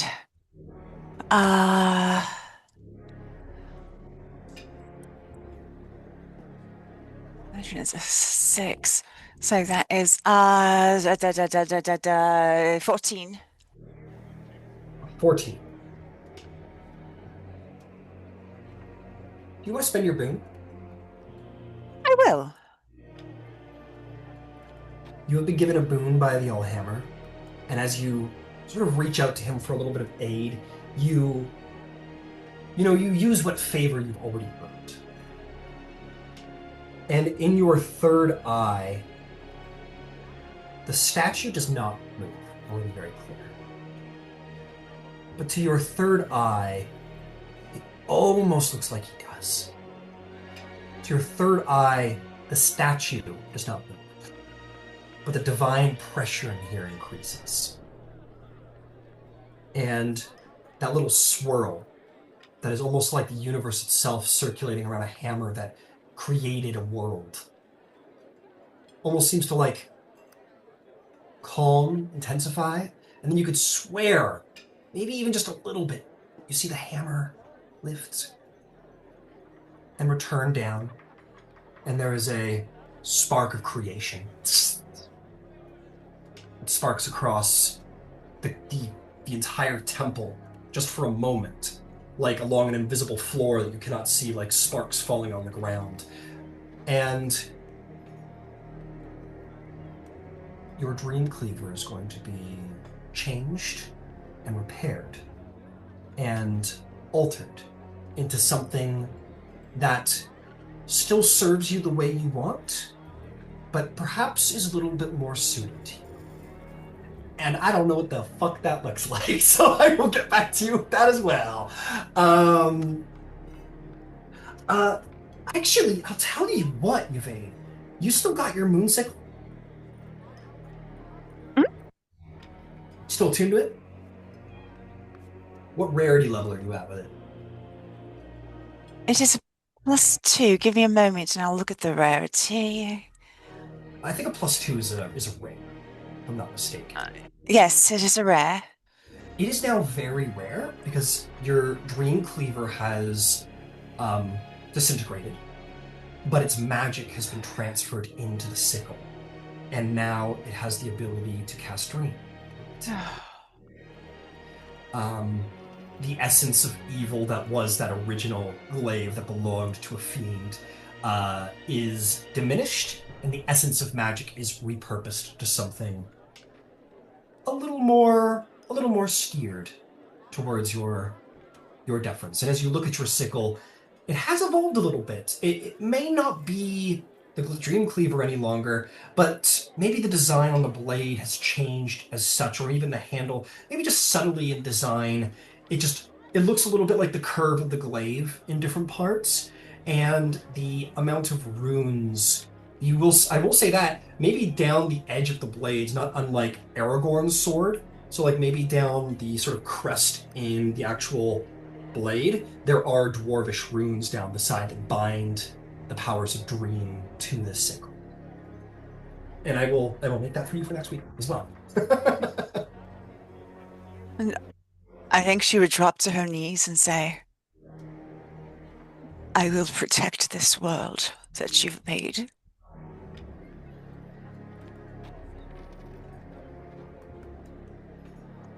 And she'll probably be there for a while, just being there. In reverence, fair enough. And you feel that is exactly why the Allhammer has granted you this. Because he knows who are one of the defenders of this world. And these dwarves, the people made on his own hammer, on his own anvil. The dwarves came from Morden. And just like the world, people are his creations as well. And you know what? Shit. It's not in the myth there, but some dwarves... You probably imagine many arguments between elves and dwarves where the dwarves go, oh, you think Corellon didn't have help making the elves, do you? How dare you? You imagine that probably happened a couple of times. And he goes, and Arathis for that matter. I mean, you're telling me humans didn't get it. There was no help there either. And they're like, you know. So then we will steer away from all of that. I'll hit Trystrom really quick. Trystrom, you just said that you were kind of like taking a little time to yourself, a little 2 hours to yourself to just kind of sit and ponder and look over. And you've kind of given already a description of that. And if that's what you wanted to do, that's perfectly fine. I just wanted to check in and make sure that there wasn't any internal narrative, external things you were doing. What's going on? I don't think it's a particularly like a struggle, especially now that she is letting it soak in. That she has a vestige. She is famous enough to be let into this place, but it's a big reminder of where she started and why she's doing this. And I think it just helps in her way, gives her the fuel she needs for going down to a mine. Again, we're going into a deep, dark hole to fight a big bad thing. Once again. Oh, yeah. The betrayers do like it under the earth, it seems. Somehow, some way, it always ends up there. So she's mentally preparing for that. Incredible.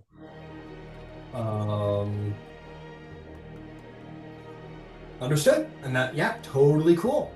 And at the end of the 2 hours, you guys have all congregated. There it is, baby. Back to the center of the city. I don't care if he looks a little tall, he works for me, man. You guys are going to find yourself to the keep as you all come together. And you are going... And I'm also going to say, Drake, Firebrand, he was basically like, good luck, soldier, peace. I'm going to do my thing. He's clearly got responsibilities to uphold and probably for the protection of the Ironkeeper itself. As you guys sort of make your way to the door and prepare to like go back inside, you're gonna hear a little hey from the side. You're gonna look over to see this a little bit more lithe for a dwarf, a little more like not quite as broad as you're used to seeing in dwarves.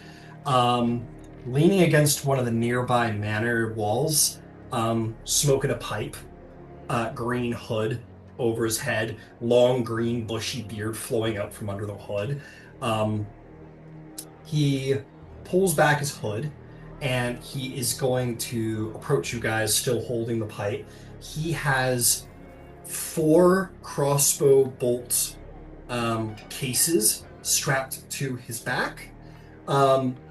He has 2 hand crossbows low slung sort of behind his hips, and he has 2 hand axes on either side of the belt there. He has long green cloaks, and he has like leather belts like strapped across his chest. He pulls back his hood, and he's got like fairly well groomed, but clearly like got that ranger, I don't care about my appearance look to him a little bit. He approaches you guys, still kind of arms crossed with the pipe, and he goes, "You're looking for a guide to go find some darkness down in the old abandoned mines, eh? Well, look no further. No sense bothering the Iron Keeper. Here I am. Here you are. Allow me to introduce myself. I'm Hunter Harik of Clan Bravesong." And he'll give you guys a little bow of the head. Good to meet you, Ranger. He looks at your crossbow. I goes, I think specifically, probably slung across your back is the big boy. Yeah. Yeah. He goes, "I admit I'm more of a hand crossbowman myself, but I'll admit I'm impressed. Not compensating for anything, are you?" Well, you want to give the string a tug? Is that an offer? No, you enjoy that. He goes, "Alright, well," and he'll kind of put all sort of ashes pipe out onto the ground, kind of clean it out with his thumb and start to put it away, and goes, "Let's go then." And he'll just kind of turn around. I'll send you guys a little picture of Hunter Harik of Clan Bravesong.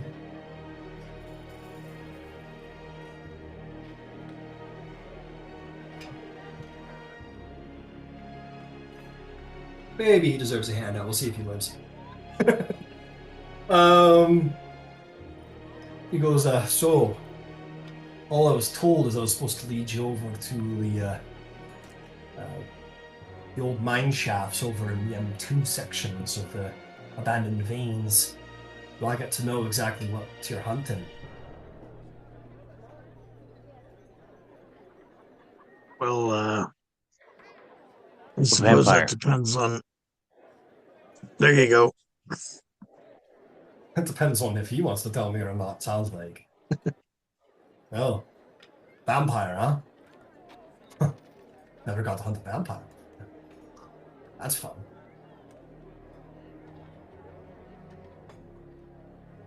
Well, You're certainly willing to, or welcome to help out if it comes down to a fight. For right now, we've been invited to a contest. a contest for the vampire. Well, you don't get called to the Iron Keepers to guide special guests from the surface for uninteresting reasons, I suppose. All right, yeah, I'll back you up. I ain't got no, he'll sort of knock on the side of Finch's massive platinum tower shield. He goes, "I mean, I ain't no legendary warrior or nothing, but I can hold my own. Never fought a vampire before, though. Any pointers?" Don't get bit. All right. I think it's easy enough to handle. I figured that. You may need magic weapons. Mundane. I don't know if mundane weapons will hit. They may or may not. He will reach back into his quiver, and he will pull from the second quiver in on his right side, and he's going to pull out a steel crossbow bolt that has some dwarvish runes down the side, and the end of the bolt seems to crackle with like just very subtly fire and ice and lightning. Just really think these will do. Oh, that's pretty. Yeah. cataclysm bolts. Only got so many, but I think this is worth the expenditure. Yeah, this one's got a nasty reputation. I do too, but I expect he's not, doesn't have anything to do with getting too drunk in bars. She's a serial killer.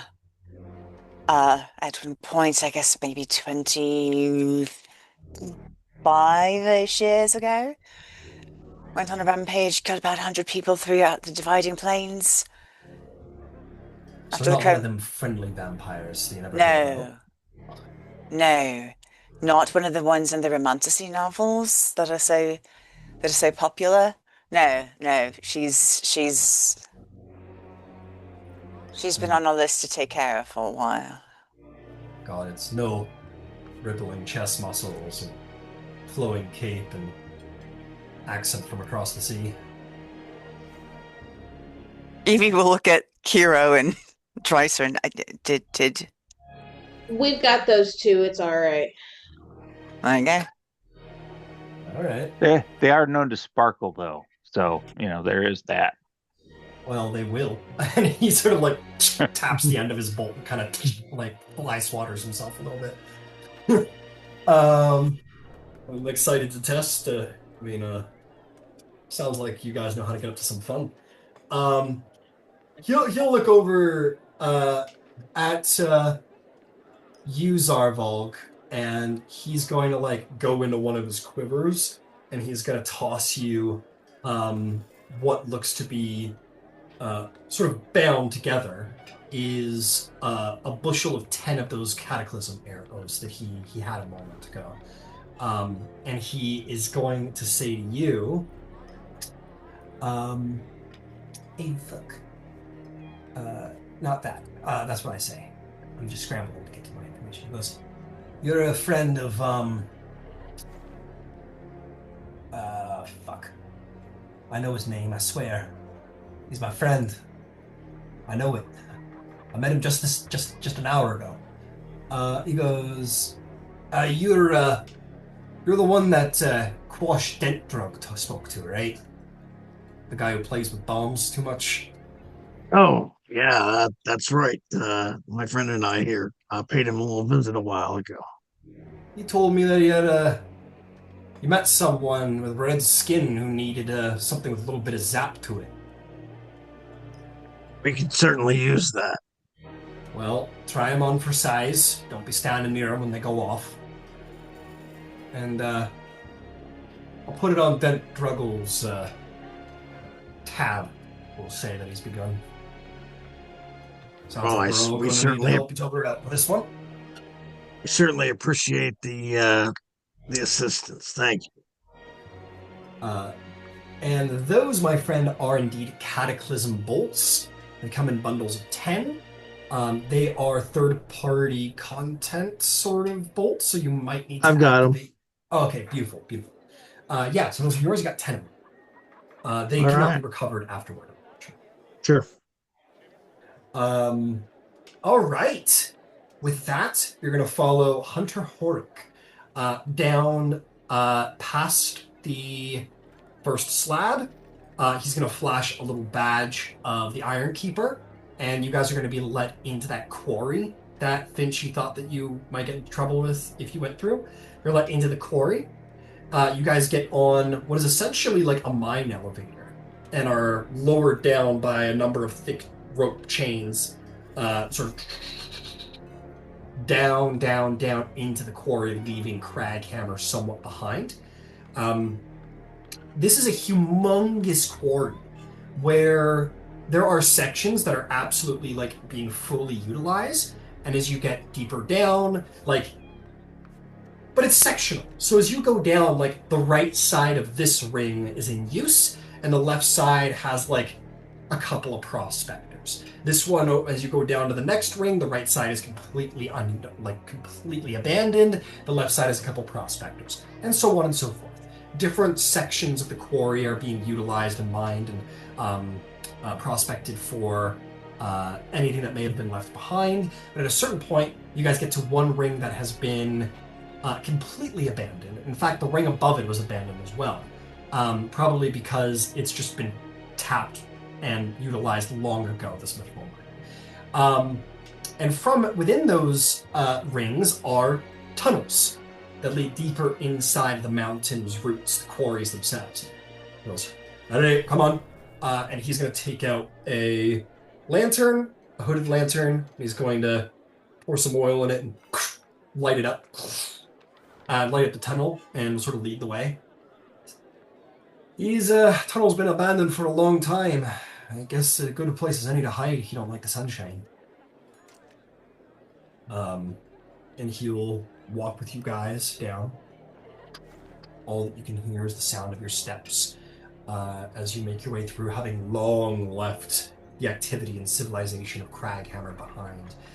It is indeed steps that, to those of you of the more religious persuasion, probably like Yvain, Finch, and especially those of you who maybe met our Hammer Sheila, I think as she has been noted, you very much feel the influence of, like, there's nothing specifically stating this, there's no sign of this, but it's that feeling where you have left behind the artistry, the clanship, you've left behind the working together, like clan mentality and grace, if you could call it that for dwarves who are not very graceful people, of Moradin.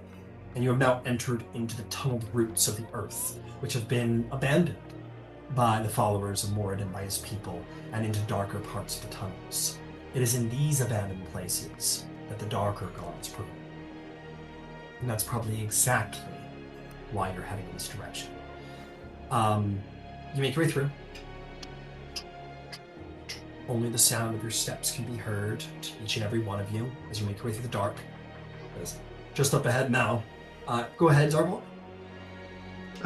Just as we're walking, Zarvo's gonna tap the hilt of his sword, Soul Reaver, Hell that he can communicate with telepathically, and communicate to it. Hey, eyes and ears open. Soul Reaver can hear 120 feet and has dark vision for 120 feet. He goes, "You keep your eyes open." But he will. He'll keep an eye around. He says, "No evil shall escape my sight. Dark swords, gleaming might." And you guys enter through the tunnels. As you come into a very dimly lit, exactly what you were told it was. It looks to be like a bit of a mining community.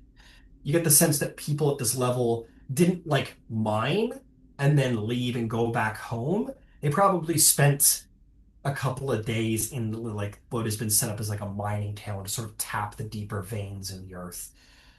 And again, it has been abandoned. The old structures have been falling apart, those that are made of stone. Some of the structures remain. Roofs are consisting of like, I know everything's thatched here, but everything is stone, I promise you. They don't have thatch in the earth. In fact, that would be very rare, nothing that they would use on a temporary mining colony. So no, you see tons of stone buildings that are not carrying the deep artistry of Moradin that you have seen on the other layers of Kraghammer. It is a very simple place that is sort of falling apart. Just a little here and there. There's a hole in the roof over there. There's a brick missing in that wall. There's a little bit of that's fallen apart there. A little of that's fallen apart over there as well. There is water that runs through. You can hear, that's probably the one thing you can hear in here is the very, very faint sound of natural water that is just opened up and sort of flows through like a stream. The water doesn't look unhealthy. I mean, it's dark, so it looks black because it's dark. And this little mining colony isn't very well lit. But let's keep in mind what it is you're actually seeing. It's a lot like more like this. And then you've got this dwarf guy at the front with his lantern lit. He doesn't have a cute puppy dog with him, but we're using this mini anyway. That's Zarvolg's territory. But you come into this like dark, abandoned, quiet mining tunnel with just the sounds of shh, just like very quietly the sound of like a little water flowing in and through. At 8, we're here. I've been through this hall before. I wouldn't say it's expansive, but there's lots of nooks and crannies. I'll put it that way. Lots of streets to worry about. I've guided you here. Consider me at your disposal. I'll stand maybe in the middle somewhere and do what you say. And he does just that. This is clearly a man who is not one for stupid bravado. He's a ranger. He's a survivor, where out in the wilds, every mistake can be life-threatening. So he very much is like, okay, great, got you here. You're the vampire slayers. I'm gonna stand in the back. And it's up to you guys. What do you do? Tracking undead isn't necessarily my forte. Does anyone else have a special talent in this area? Guess not. All right. Then I suppose we walk and listen and see what we can find.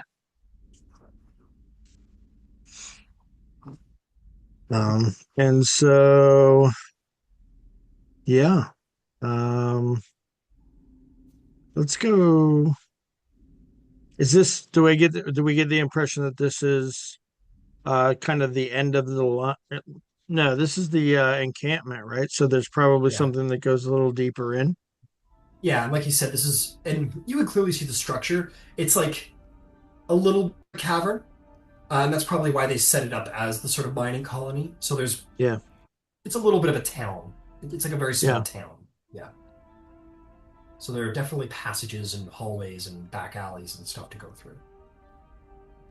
Well, I If not the don't. homes themselves. You know, I imagine she's burrowed as deep as she can be, but that doesn't mean that there's not something that she's putting between herself and us. So we probably don't want to wander in and leave anything behind us that can trap us in. So maybe we should sweep the encampment first, and then start making our way deeper into the tunnel. So the nature of the game is this, if I recall. You ought to kill her before she kills her target. My understanding. I don't know that was how I read it. Okay. It said something about one shot. But I think what the Iron Keeper was suggesting was that we strike preemptively versus waiting for a meet and greet. Oh no. I just want to make certain I sort of understood what the parameters were. Not that I expected to play by the rules, but thank you. I think we're trying to catch her unawares preemptively, and then I suppose the dialogue will ensue once that happens.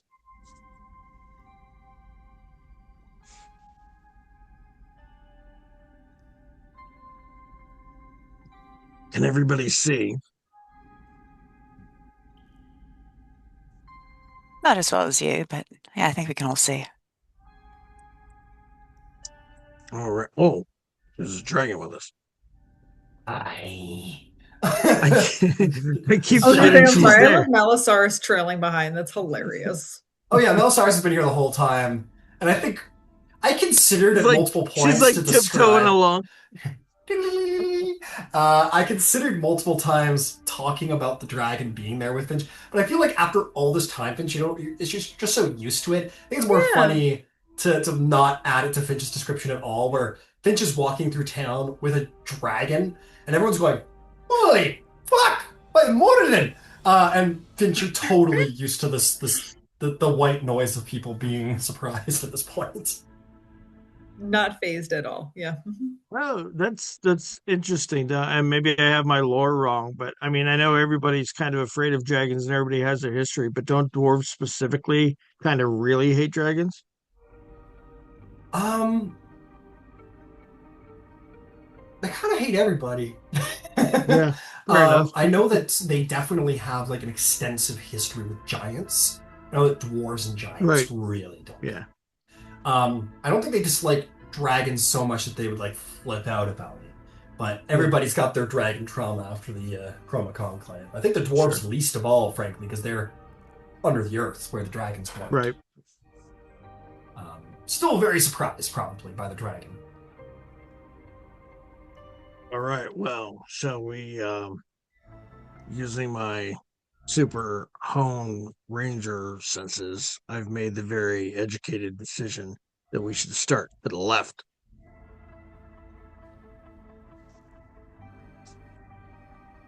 Okie dokie. Finch Melisar's is like, I don't like these dwarves. They build everything with stone.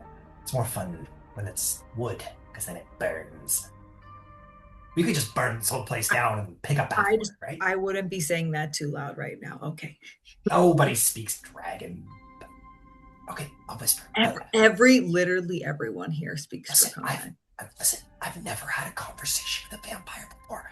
Maybe we could, like, have a little, like, powwow before we get it on, you know?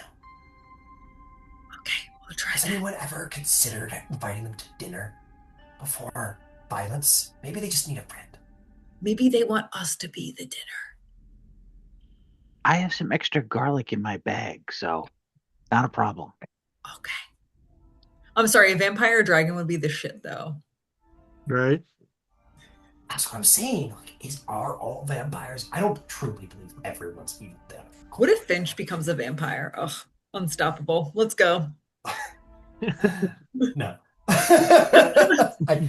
Absolutely not. Muhammad is like, really? Sorry, is the AC boosting vestige not enough for you?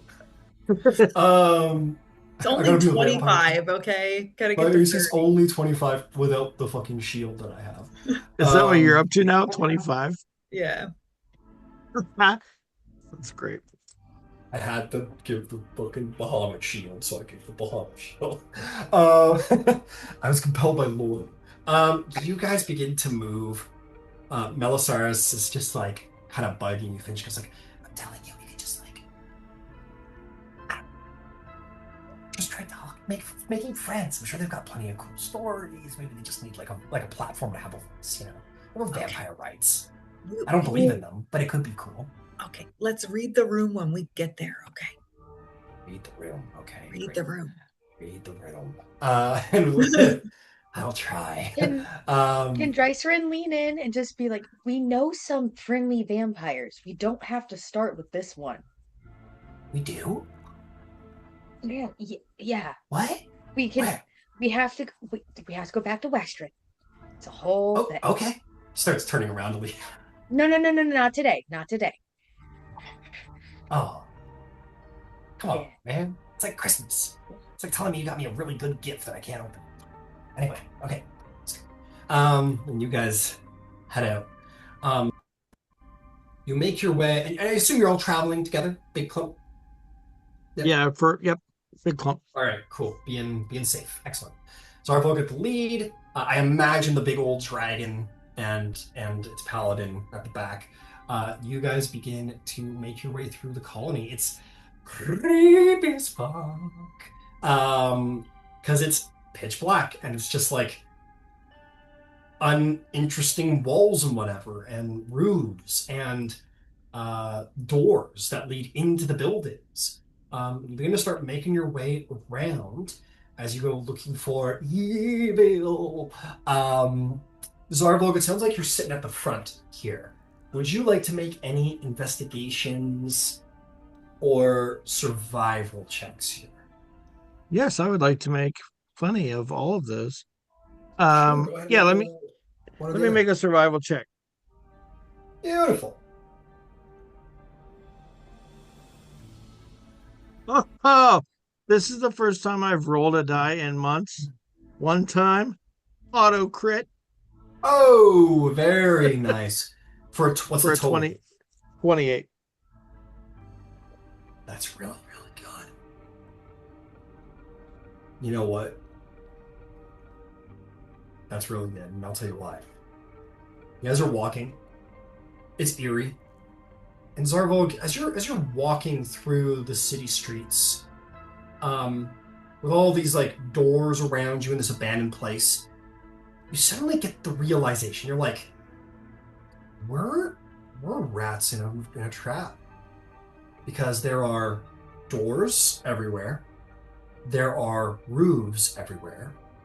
The place is pitch dark, other than the light sources being provided, which currently is the lamp from the ranger. If these guys wanted to ambush you, they could be sitting on roofs, they could be behind doors, and you look up and start to think about that. And you see movement on the top of the roof. And what it is that you see isn't a person or anything like that. All you see is the familiar glint of firelight just barely bouncing off of the tip of a crossbow bolt. And as you see that, probably instinctively, you kind of maybe turn to the party and you're like, down, or like gesture to the party, and a sound that you're all too familiar with having traveled with Zarvolg, several crossbows are going to all shoot at once down at your party as you around you from the top roofs. But due to the exceptional roll from Zarvolg, the benefit of surprise round will be taken from your assassins. And we will roll initiative next week. Nice. All right. Very cool, team. That was fantastic.